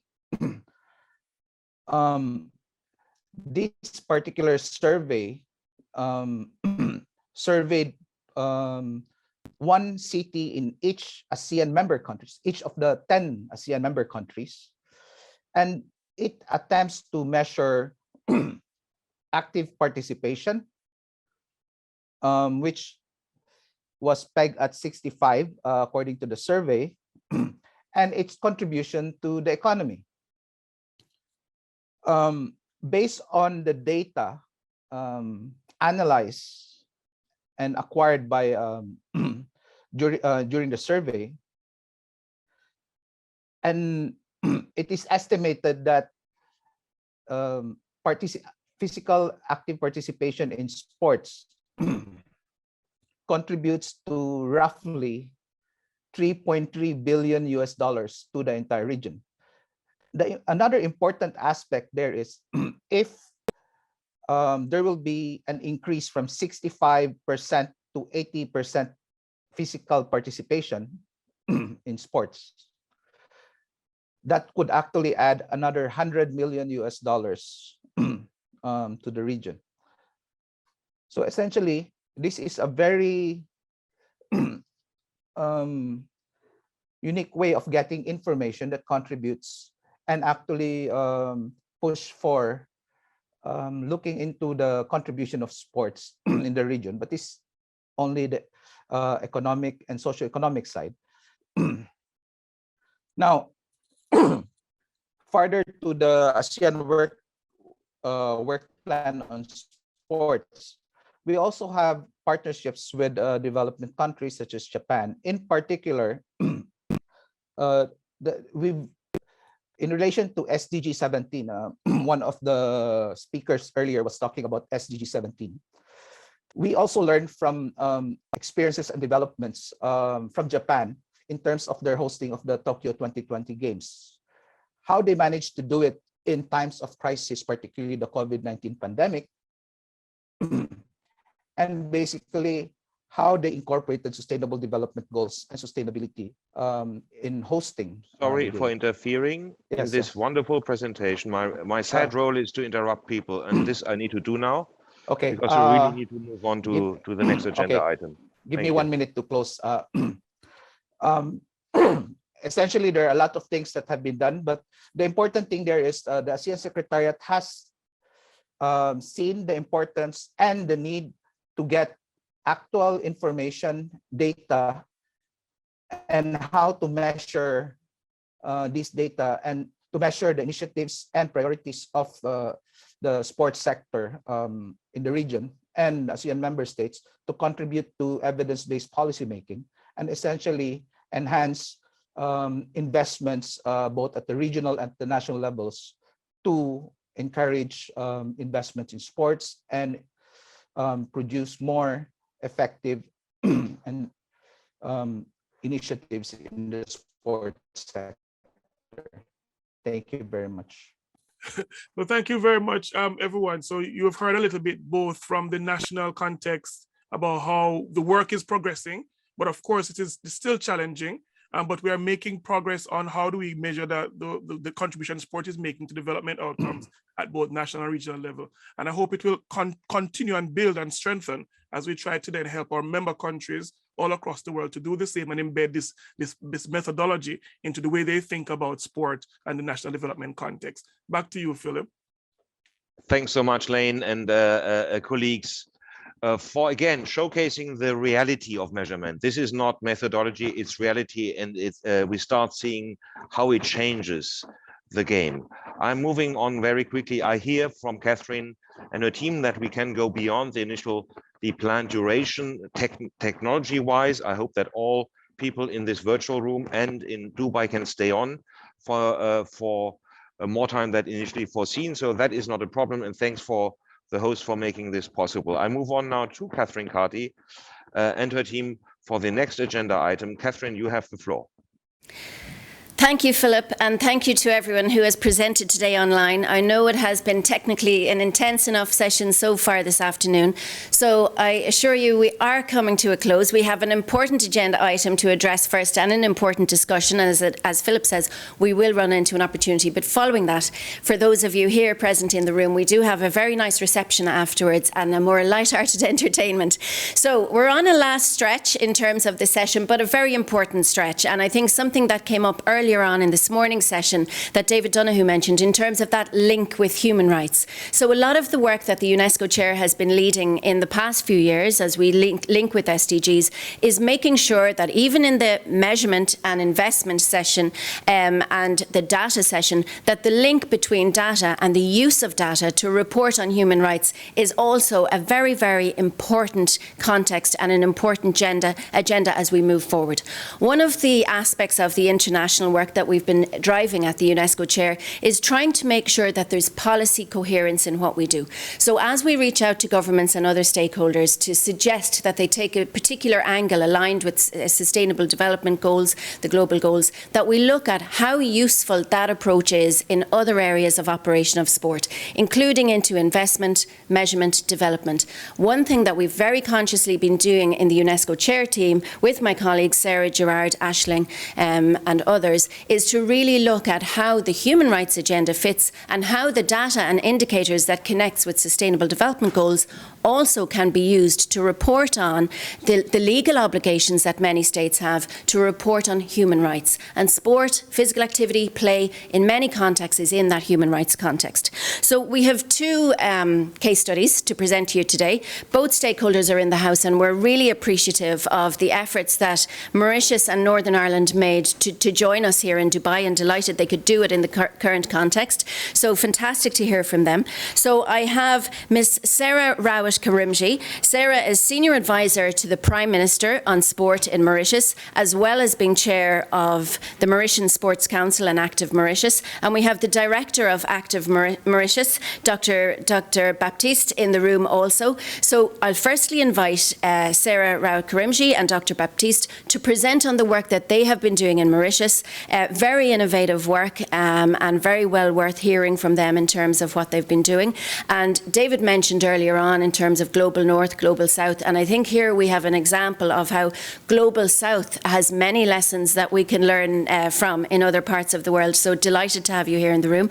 We'll then hear from Michael Boyd from the Northern Irish Human Rights Commission on the work that as a Human Rights Commission has been taken on board and embraced very positively in the domain of sport. And again, for human rights institutions across the world, the opportunity to look at really investing in how sport can be that contributor to human rights is something that Michael is going to address. I'm not going to talk any longer, so we have 10 minutes from each group here.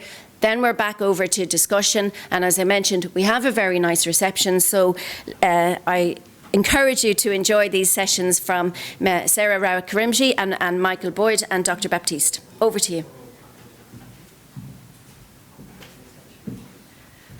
Thanks, Catherine. Thank you, everybody. I'm sure you're all a bit tired. I don't know whether you want to move a bit. After all, we're all talking about physical activity here, and I think we've all been sitting down. So maybe stand up and then stand up, just a few minutes. Yeah. Get that oxygen going back again, stretch a bit.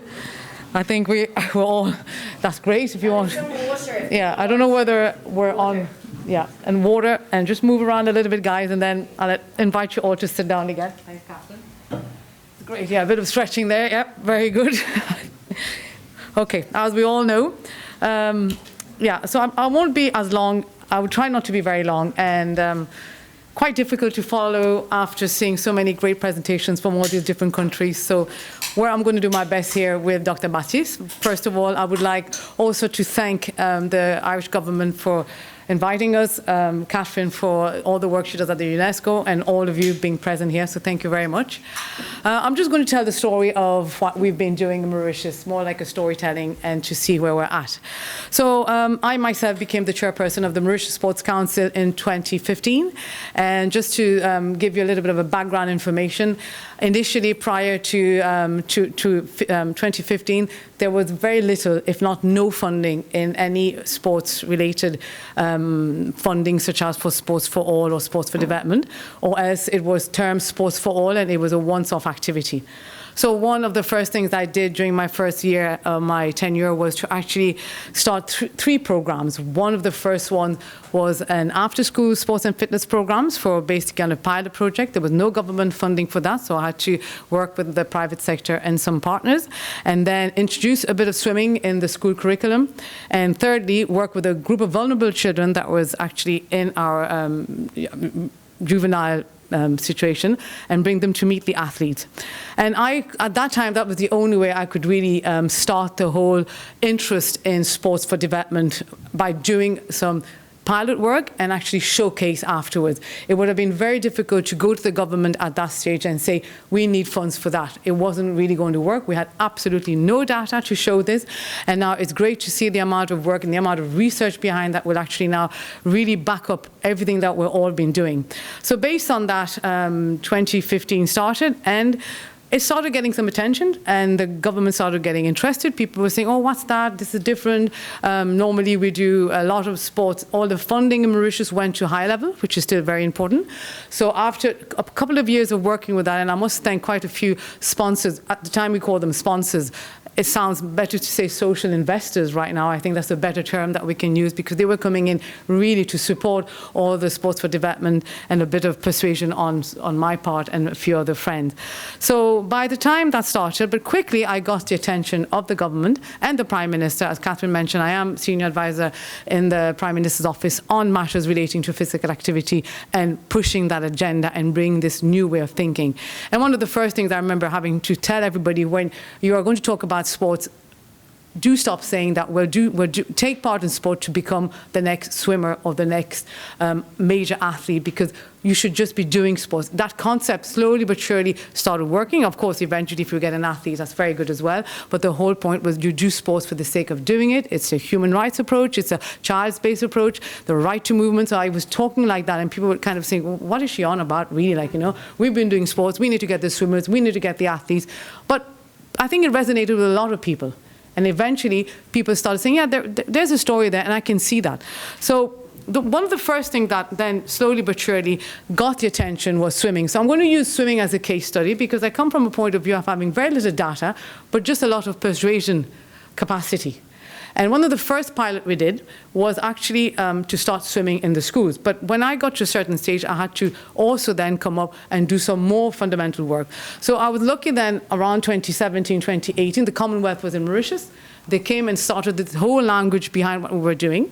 Then after that, we started with the policy. We got a policy going, a national sports and physical activity policy, which was never the case in Mauritius. This is the first one. And this was launched by the Prime Minister himself, which, again, associating at the highest level of the government to this project, actually gave it all the impetus. For one of the first things we did to get it going, we did a 12-hour non-stop run, where we got the whole cabinet to come running. And it was quite incredible to see for 1 hour our whole cabinet running, walking, not running, actually walking. But that is where people said, oh, this is different. What's this about? Like, so it only took us 2 or 3 years of little bit of marketing, and then following it up quickly with the policy. Then the Mauritius Sports Council was given the mandate to actually launch Active Mauritius. This is why we're all branded at the moment Active Mauritius, everyone, everywhere. As you see, it's also our SDGs, it's for everyone. So we hope throughout the whole program of the 35 actions to 35% of the population active, it englobes all the as much as we can, many of the SDGs that we've talked about. All this is very new to Mauritius, so I'm not as fluent as some of you in the language of SDGs and human rights attached to the program, but we've been coached, we've been supported by Commonwealth, by Catherine, her team, so I think we're getting there. We're adding these two together, and I think eventually we'll have a very good program for the Global South. And based on the 35% is quite sad, actually, because we are only 12% of the population physically active. So, but it's okay, it's a start. So, and the 12% is 12% according to WHO requirements to be physically active and to get a gain on physical health. We have about another 12% that's active once a week, the football players, the people that go for a very slow walk, but they're about another 12%. So we have literally a very, very physically inactive, and I would also say sadly physically uneducated population in Mauritius due to a lot of things. Now lots of things have been done as well. We've reformed the education system as well. Physical education is there, and so on and so on. I won't dwell too long on that. So the next slide. So that's very quickly we'll be going, oops, I've disappeared. No, I'm back again. So we're trying to raise to 35%. And some people said to me, even when we put this in the new manifesto, going from 14 to 35 is a big jump. But I think we have to go somewhere. I mean, 14% is low. So how do we do this? Next slide. Yes, we have, this is the policy. Sorry, that's the other one is better. The policy is about that. We broke it down in 3 sections, which is, it's well written. And we have the foster a culture of community in sports and physical activity. That's what the Mauritius Sports Council is busy doing. We're trying to go through all that. Create an amateur to elite sport environment. That's already there. That was already part there. We're just tidying that up. And certainly what we've all been talking about is to grow a sport economy, is to show effectively. I won't go on that because somebody else, 2 or 3 of the presentations did that very well. The reason for investment in sports, the return of investment, I think we're all very familiar with that. Next. So yeah, so then to get all these people active, it was very difficult after me doing the 3 pilot, which was working really well. And I needed then to tidy up my show and get it, where do I go from there? Because we're talking that to actually get everybody activated and to sustain participation. So we did it in 4 headings, and then we have also the operating model, the data and insight, the funding model, implementation plan. This is just different programs we do. So it goes from 5 to 95. And again, this is very new to Mauritius. We didn't have this approach. And now all our funding is going against that. And I strongly believe the commitment of the government to reach the 35% because I've seen the funding increase. So now if I go on the funding, based on that and the reaction of the people, and I didn't have much data, but one data that I did have was swimming. And I take that as a study case that even sometimes if you don't have all the official data ready, I was able to go there and give them a statistic that actually went straight to the heart of the government. We brought 2,000 kids swimming on our pilot project. And now you all know, I think there's a slide of Mauritius there. Can you just show me on the island? No, yeah, next one, there. I'll just take that as an example of funding and the reaction, and then from 0 to actually being fully funded. We started, this is Mauritius, it's a coastline. You can already swim all around the island, bar a few places. We have enough swimming pools, being public and private. When we did the first pilot of 2,000 children learning how to swim, we only had 25 kids that could swim 25 meters unaided in deep water. I mean, it is, and I think most countries in the global south would be this case. Vietnam, Malaysia, lots of them talk about swimming as well. It's just not being part of the Mauritian culture to learn how to swim. But based on that, after doing that and just giving that statistics to the Prime Minister and the Minister of Finance, this was announced in the budget. That this simple statistics was enough to get it going. And the next thing, and so 4 years fast forward, we have a fully funded program for swimming. Now, swimming is part of the national curriculum. I was able to go from 20 schools to 35 schools to 10 sessions for 200 schools. And in the last budget, it was announced that this is fully funded. We are going to now have 21 million rupees. I'll give you the figure for you to understand how, without a lot of official data, but just that simple baseline, telling people in the government that it will actually only cost the government 50 euros per head for a child to learn how to swim. I mean, how can I not convince somebody when I say that, you know, if you want to save somebody's life, and then, of course, then I would have used a lot of the importance of learning to swim. Because when you learn to swim as well, and then we obviously you're on an island, this is a right of a child, I strongly believe. If you're living on an island, and at any point, I'll walk to there, if you're at any point, the furthest away you are from any sea in Mauritius is about a 30-minute drive. So it's the most accessible sport, the most democratic sport, is the most, it's available. It's cheap, a swimsuit, a goggle, off you go. You take the bus. All our seas are well protected. We have bathing areas, so it's there waiting for the population. And we have about 1.2 million tourists coming to Mauritius every year, bar COVID, of course. But they see all these tourists coming to use their natural resources. And I think that's what happens to a lot of countries like that. There, other people are coming to use their natural resources, and of course, they're more than welcome. But it's very sad for me, who swims regularly in Mauritius, not to see my fellow citizens swimming as well. And if you ask a Mauritian, do you swim? They say yes. And you say, if I were to throw you in the deep end, can you swim? They go, no, this is not swimming. This is like competitive swimming. So, but it's getting there. So now we've got the buy-in with the Ministry of Education. So every single child in Mauritius will get 40 sessions of swimming before they leave their primary school. So we're guaranteeing nearly a whole next generation that can swim.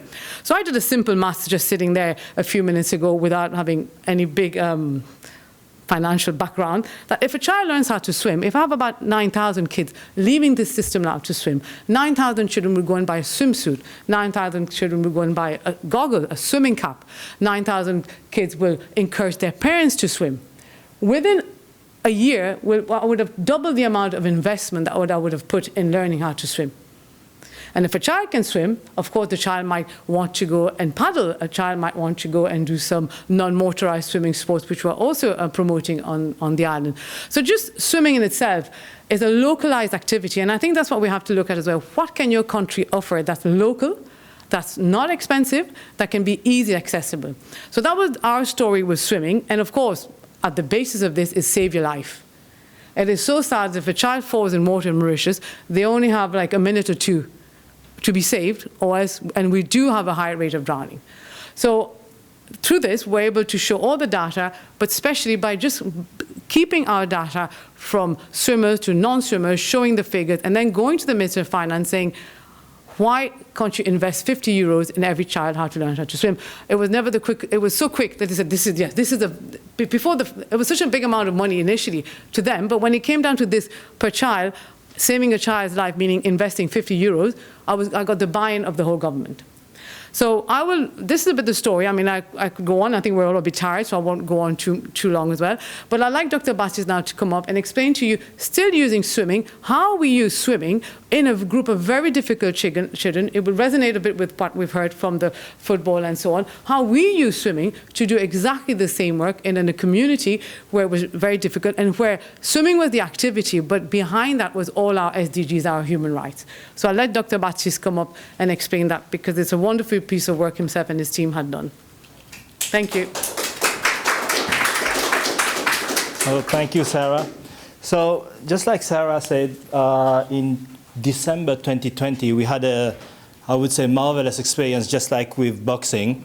Back in Mauritius, we have I would say, dangerous area called Barclay, which is much around there.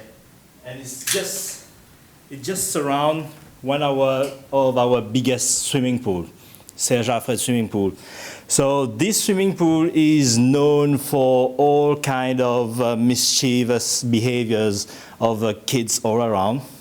So we've noticed that the only thing that makes them act so bad is just that they don't have access to the swimming pool.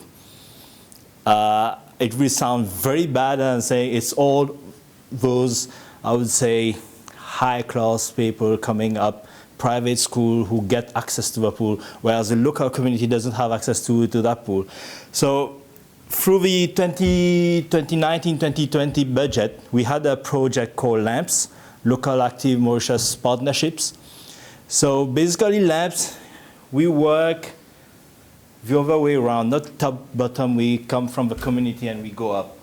So Local Active Mauritius Partnership works on what we like to say, I think someone mentioned this earlier, we work on 5 Ps: people, places, promotion, partnership, and program.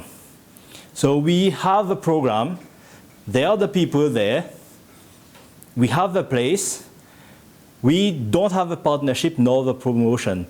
So just those 2 Ps missing was creating chaos. They were throwing rocks in the pool. On Sundays, they were running on the roof of the pool and then jumping into the pool. It's just big chaos. So what we did, we went into the local community, meet with all those force vives or NGOs dwelling within the community. We went to see the religious bodies. So what they did,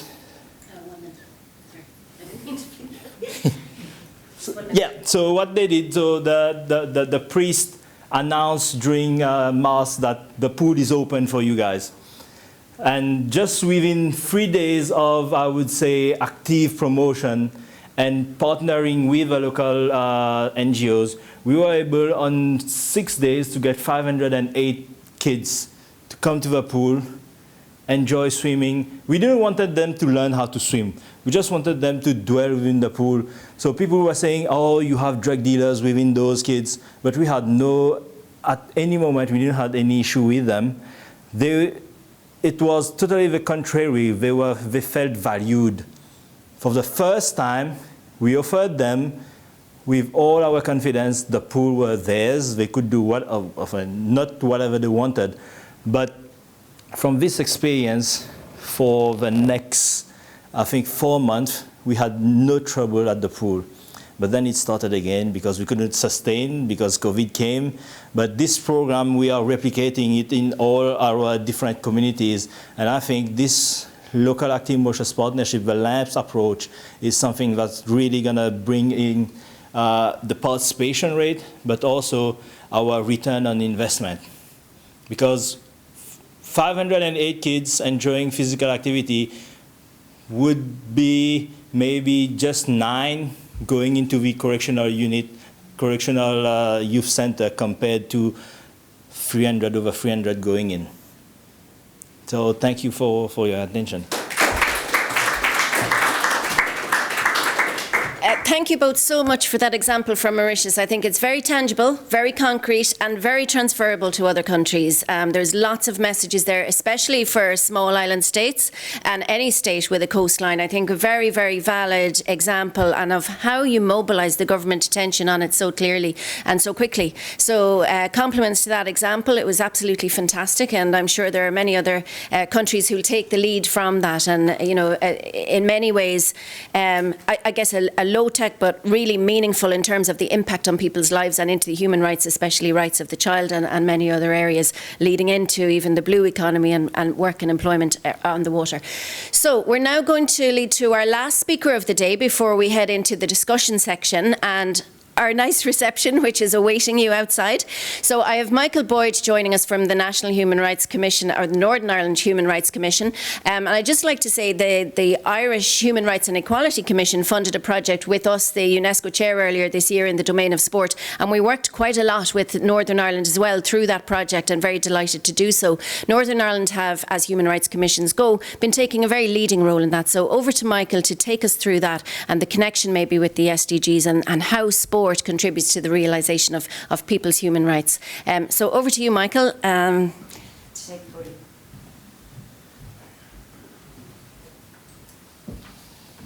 Okay, thanks very much for the opportunity to be here today.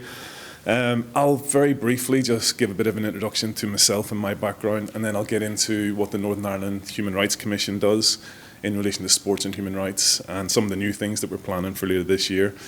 So myself, before I joined the Human Rights Commission in the summer of last year, I worked in sport for 22 years full-time. I was Director of Sport for the Sports Council, Northern Ireland, and I was also Director of Football Development at the Irish Football Association for quite a while as well. So most of my time was working in the sport of football. Through that, work in the football, the things that have sort of got me inspired about sports and human rights would have been our Football for All campaign, which was really funded through a peace programme, and it was all about tackling issues around sectarianism, working with supporters clubs, trying to create a better culture, not just at the international games where there was a big issue with sectarian chants and things like that, but also throughout the organisation, making sure that it celebrated diversity and inclusion. So things like girls football, disability football were a big part of what the Football for All strategy was about. We also grew participation quite well. From about 2013 to 2021, we grew participation from 30,000 young people involved in Irish FA programmes to over 70,000, and that was through putting in place a strategy around youth development, which was peppered with inclusion goals and community targets. So there was a lot of work in that area. I was also very lucky to work with Tim through UEFA and Substance, and work with Liam as well. So it was lovely to see those guys presenting today. And the Irish FA, the Northern Irish FA, recently launched their findings around their social return on investment. So I was involved in that journey from the start, and it was great to see it recently launched as well. And it was brilliant to see you guys here today. In relation to me personally, I've always tried to champion sport for all, sport and human rights and inclusion in everything that I do. In my spare time, I volunteer for a charity, Survivors Over Suicide, and we do a lot of work with sports. I'm also head of youth development for a large amateur club in Belfast. I'm on the board and was a founder of Street Soccer NI. It's a charity that uses football to help homeless people and disadvantaged groups. I'm also a founder and board member of World United, which is an intercultural futsal team in Belfast, which was originally set up to use football to tackle issues around racism. For my sins, I'm a referee in a league. It's a pan-disability league, so I give up my time for that as well to support Football for All into the future. And I'm also chairperson of the County Antrim Super Cup team, so I look after a couple of elite squads, under 18, under 16. So you can sort of see that love for sport is there. So when it comes to the Human Rights Commission, one of the things that attracted me to the Northern Ireland Human Rights Commission was they've been involved in sports and human rights since 2016. The chief executive's very passionate about how sport can be used to promote human rights. He's worked very closely with the Commonwealth Games. He's also worked with the Centre for Sport and Human Rights quite a bit, and there's been lots of international roundtables around sports and human rights where our chief executive, Dr. Russell, has contributed. When the Commonwealth Games were in Rwanda, David also facilitated a discussion amongst all the human rights institutions who were there to talk about what could be done around sports and human rights as well. We have an established sports forum around sports and human rights, which I was a member of before I joined the Human Rights Commission. I was a member when I was working in football. And I knew from that the Commission were very serious about sport and human rights. That forum meets 4 times a year. At the tail end of last year, we had a session around the rights of the child. In February this year, we've got a forum looking at gender identity. And we have Simon Croft from Gendered Intelligence giving a bit of a keynote speech. And then we'll have some athletes who have been on a journey, who are transgender athletes and intersex athletes, telling their stories so that our forum members can learn from that. That topic, again, came from the forum members who were keen to learn more about those issues. Also, what's new this year, we have a conference around sports and human rights, which is happening on the 8th of March, which is International Women's Day. Catherine's going to be one of our speakers on that day, and we're basically looking at how we can empower and show young student teachers and young grassroots coaches how they can use human rights when they're planning their sessions or planning development plans, and giving them toolkits for that in the future. Most of the speakers on the day will be female, so we're also going to have a panel discussion about the rise of girls and women in sport as well. A part of my job that I really love is going into schools and community groups and talking to them about sports and human rights. You get a lot of interaction. Kids are really switched on, I think, about these issues, and we get a lot from that as well. Part of my job is to take some of that feedback and feed it into our new strategy moving forward as well. Another new thing that we do is we go into prisons and we work with the Irish FA Stay On Side team, and we also work with Ulster University to deliver sports and human rights workshops. Now, in Northern Ireland, because of the Troubles, we have a prison system where there's separated prisoners, where they're maybe top ex-IRA men or ex-UVF paramilitary sort of people. Usually they don't engage in programs from outside the prison. They want this program about sports and human rights, so that shows you the reach. In relation to partners, we work with all the sports. We work with community groups, charities, Munster Technological University, Ulster University, NSPCC, Sport Against Racism Ireland, ENRI, which is a European network of human rights institutions, and we also work with the Commonwealth Forum. There is so much happening in this area. It's a pleasure to be involved today.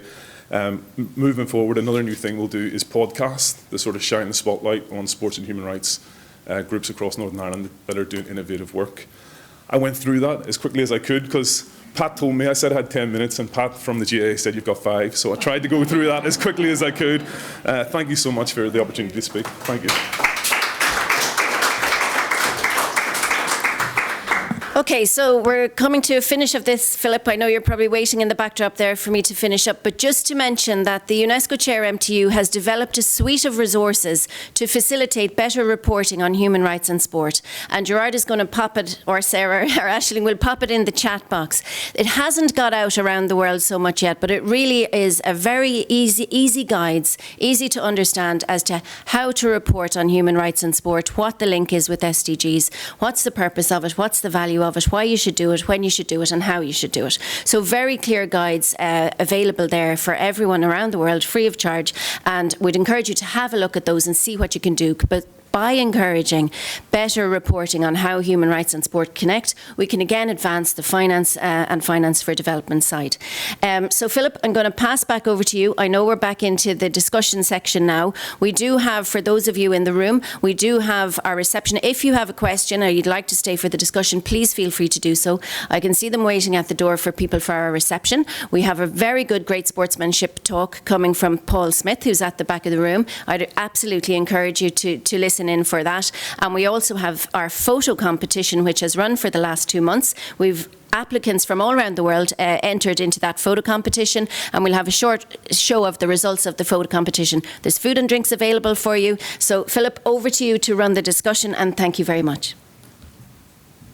Thank you so much, Catherine, and thank you so much for all the panelists that intervened today. I think it was a super inspiring mix of interventions that have really shown, as I said in the opening, that we have done our homework in the Sport for Development movement, and it's now time to benefit from the capital and the assets we have been creating that are relevant for investors to mobilize these investors on this basis, which is very robust. We come to the last agenda item now, which is Q's and A's. And I think the time is very short. I know that you have, in Dubai at least, a wonderful reception ahead, and I don't want to be too much in the way. But I think there hasn't been enough time for many of the people in the room to fully understand and grasp the very solid and complex, somehow complex innovations that have been presented today. And so I think the questions and answer session is a good opportunity for all of you to raise questions. This will be done for technical reasons, not by oral interventions, but through the chat function. And I have my colleagues, Daniel and Antonio, ready to help me I take into consideration all the questions you may have in light of the session. So please use the chat function and the Q&A functions to raise questions you may wish to ask. While we wait for these questions to be asked, I would like to invite Juan Pablo Salazar, who is the head of programs for persons with disability at the Latin American Development Bank, CAF, to come in and make a short statement. Juan Pablo, you have the floor. Philip, thank you very much. I will be very fast. I also don't want to be in between of the people in Dubai and their drinks. But as you say, it's been a very inspiring session from the CAF, the Latin American Bank of Development. We've been following these advances very closely. Katsumata-san mentioned the Coalition of Sports for Development, and we've been in discussions with Matthew to make sure CAF becomes a formal part of this coalition, hopefully very soon. You mentioned Liam and team were trailblazers. I think that's an understatement. They're magicians. They truly found the philosophical stone of this discussion, because why do we want to be part of the coalition? Because we believe deeply that sports is the most efficient tool for social transformation. So we're looking forward to pilot this in the Latin American region, and hopefully with the UNESCO chair, have a social return of investment model specific for persons with disabilities. We love that this is outcome oriented, and we hope to pilot this soon so we can bring new data and stronger data to the table that proves that causality between sports for persons with disabilities and Sustainable Development Goals, and more specifically, the UN Convention on the Rights of people with disabilities. So thank you very much for this session. It has been music through my ears. It's all thanks to the great leadership of UNESCO. Philip, as you mentioned, the fact of having Gabriela Ramos giving opening remarks speaks about the level of importance and priority that this has within UNESCO. So we're looking very much forward to further develop this, and we strongly believe in the outcomes model of investment. So thank you very much, and you can count with CAF moving forward. Thank you so much, Juan Pablo. This is almost a good closing remark, but we still want participants to have a chance to ask questions. I have noted two, but I also wanted to remind the audience. This event is a key milestone in informing and preparing a specific session with development banks at the forthcoming conference, World Conference of Sport Ministers in June this year, MINEPS 7. And this session is an important milestone in informing that session. We want the forthcoming World Conference of Sport Ministers to encourage sport ministers with respect to challenges they face, especially in developing countries, when it comes to resource mobilization for the many mandates we are putting on their shoulders. And these mandates, Sport for Development, cannot be carried out by sport ministers alone. They only can be carried out if sport ministers are provided with pathways to other ministries within the government: health, education, social inclusion, economy and finance, if possible, and also with pathways to bilateral and multilateral funding sources, as well as funding from the business community. This is why this discussion, why the investment discussion is so important, because we all agree in this room that Sport for Development is a business case, but we need to help sport ministries, especially on the occasion of this conference, to take the necessary steps and to find solutions. I will now just read out what in this context is key in terms of informing the forthcoming MINEPS conference. Number one, how data can be mobilized to accelerate and scale sport funding. Data. How sport funding demonstrably supports sustainable development outcomes. And we've heard a good number of examples and interventions today that directly address this question right now. Who to approach when looking for new funding opportunities. The relationship between sport for development and human rights.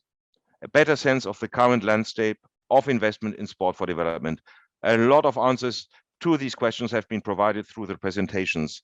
And I understand, Catherine, that in the room there may be questions that could be asked directly, and so I give priority to the room before you all move to your wonderful reception. Catherine, is that right? Are there questions that are asked in the room in Dubai? To the reception. I appreciate you have a lot of questions online, and we have the chat function which we can catch up on answers to later. But if there are questions in the room, we can present them maybe first, and if there are not questions in the room at this moment, we can move on to the reception, and Philip can continue with his discussion with participants online. So anyone got a burning question from the room? Okay, Philip, we have no burning questions from the room. So, because to be fair, a lot of questions were answered in all the sessions this afternoon, and I think that's testament to the quality of the speakers and the amount of information that came forward. So for those of you who are in the room, I invite you to head on out to our reception. We have a youth group called IROC, and we have Fiona and his dad playing music out there. We also have food and drinks, and a talk from Paul Smith at 12:30, followed by our photo competition. So thank you very much, Philip, and all the participants in today's session. It was a fantastic session, so credit to you and your team for all the organization that went into that session. Thank you very much. Thank you very much, Catherine. We feel a little left behind here in the virtual space, seeing you leave for the reception, but please, those who are still in the virtual room, bear with us, it won't be long anymore. Before you all walk away, I wanted to pay tribute to Daniel Greenways, who has been working with me in organizing this session and has done a fantastic job in preparing the program and in mobilizing the different panelists and advising them. So thanks, Daniel, for this tremendous help. Now I have in the chat function two questions that have been asked by a very well youth leader in the field of sport for development, Maureen Rosita Ojong Ejop Besong. Maureen, you're always there, and I'm very grateful for that. You have been also intervening in our CJEP session in 2022. Your second question, I have a hard time going back to the first one, is what strategies are put in place by governments in their collaborations with UN agencies and international development agencies to ensure that sports for development initiatives developed for the African continent are driven and implemented in majority with local experts to ensure knowledge shared, economic empowerment, and to ensure that this initiatives implemented are adapted or adaptable to the realities of the local context and specific needs of communities?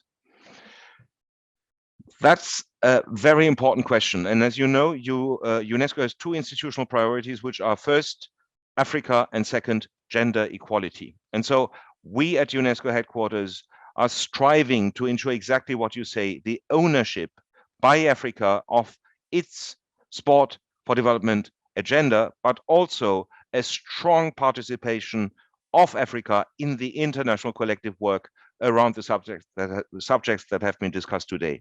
We do this notably by working very closely with the African Union and the African Union Sports Council. But we also try, for example, in connection with the Global Observatory on Women in Sport that has just been established in Switzerland, and that is directed by an Indian expert, to ensure that from the outset in the design of the plans and strategies of these observatories, African experts are on board. And this is a call. It's not just, we have no answer, because this is a continuous challenge, and it's never going to be completely assumed and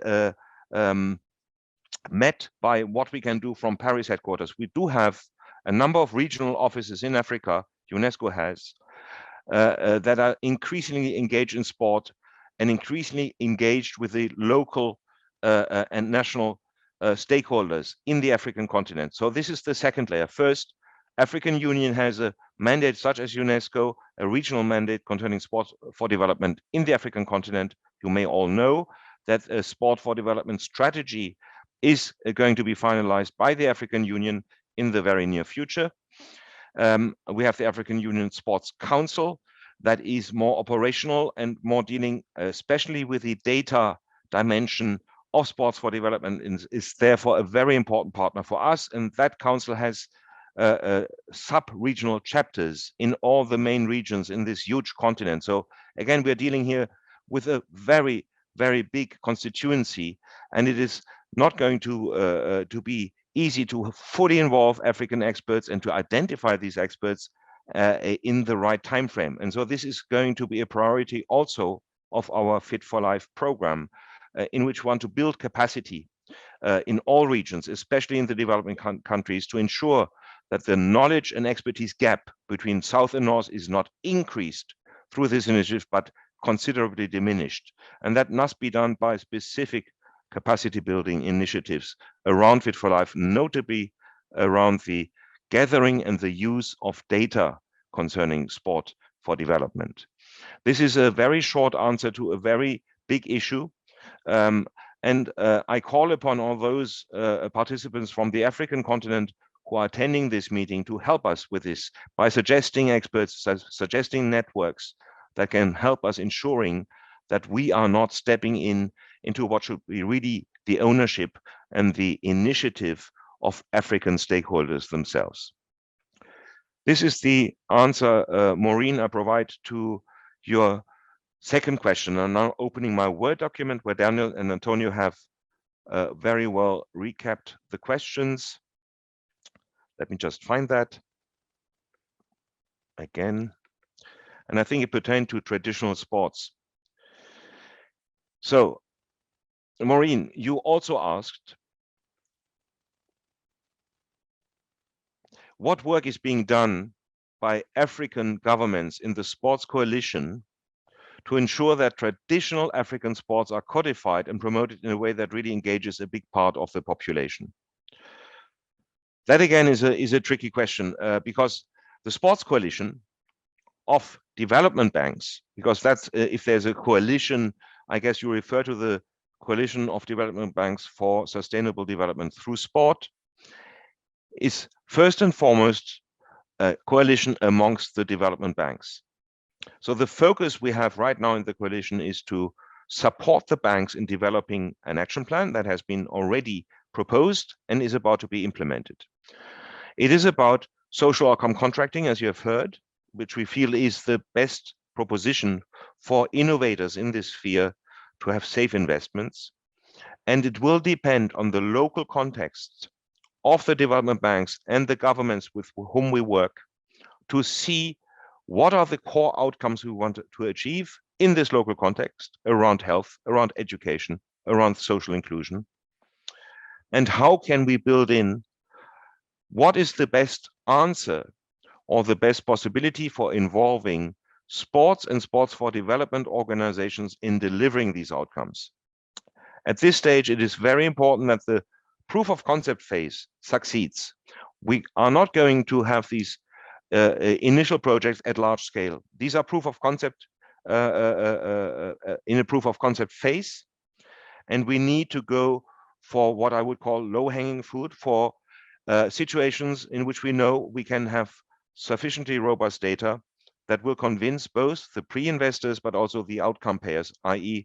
the development banks in this case, that their return on investment will be achieved and that the outcomes at which we are aiming will be achieved. UNESCO is strongly promoting the role of traditional sports, not just in Africa, but especially in Africa. And this is, of course, a link between our sport mandate and our culture mandate. And you may know that a number of sports disciplines, traditional sport disciplines, have been recognized by UNESCO as intangible cultural heritage. So we are very sensitive to the role of traditional sports in achieving development outcomes. And we will ensure that when we are going to launch within the context of the coalition, the pilot projects, that if traditional sports are an effective solution to reach the outcomes for these pilot projects, that we include them in the portfolio of interventions that will be organized in these local contexts. This is pertaining to your question for the coalition. More broadly speaking, as I said, we have been promoting, for example, the creation by the African Union of an alliance of traditional sports in Africa last year. And we want to strongly support the inclusion of traditional sports in national sports strategies. And indeed, they are still neglected. A lot of pressure is put on sport ministers for citizens to participate in sports competitions, for organizing sports competitions, and for succeeding in major sports competitions. Hence, a lot of effort right now in the sport ecosystem from the government side, from the sport ministers, needs to go and goes into elite sport. And this, of course, discriminates traditional sports and the role of traditional sports at the grassroots sport level. As you know, UNESCO's mantra and focus for decades now has been grassroots sport. We know that grassroots sport brings about the most significant economic and social returns for the countries that are our member states. And here, traditional sports have a very important role as grassroots sport in terms of accessibility, in terms of sustaining values and learning between generations, and also in terms of more less costly infrastructures that need to be put in place for practicing traditional sports. So in the broader context of sport for development, within our mandate, we strongly promote this role of traditional sports, especially in the African continent, where we know there's a diversity and where these traditional sports are still very lively practice of citizens in the African countries. I hope that replies to your question, Maureen, for which I thank you. And now I look in the chat and elsewhere whether I find more questions. Yes.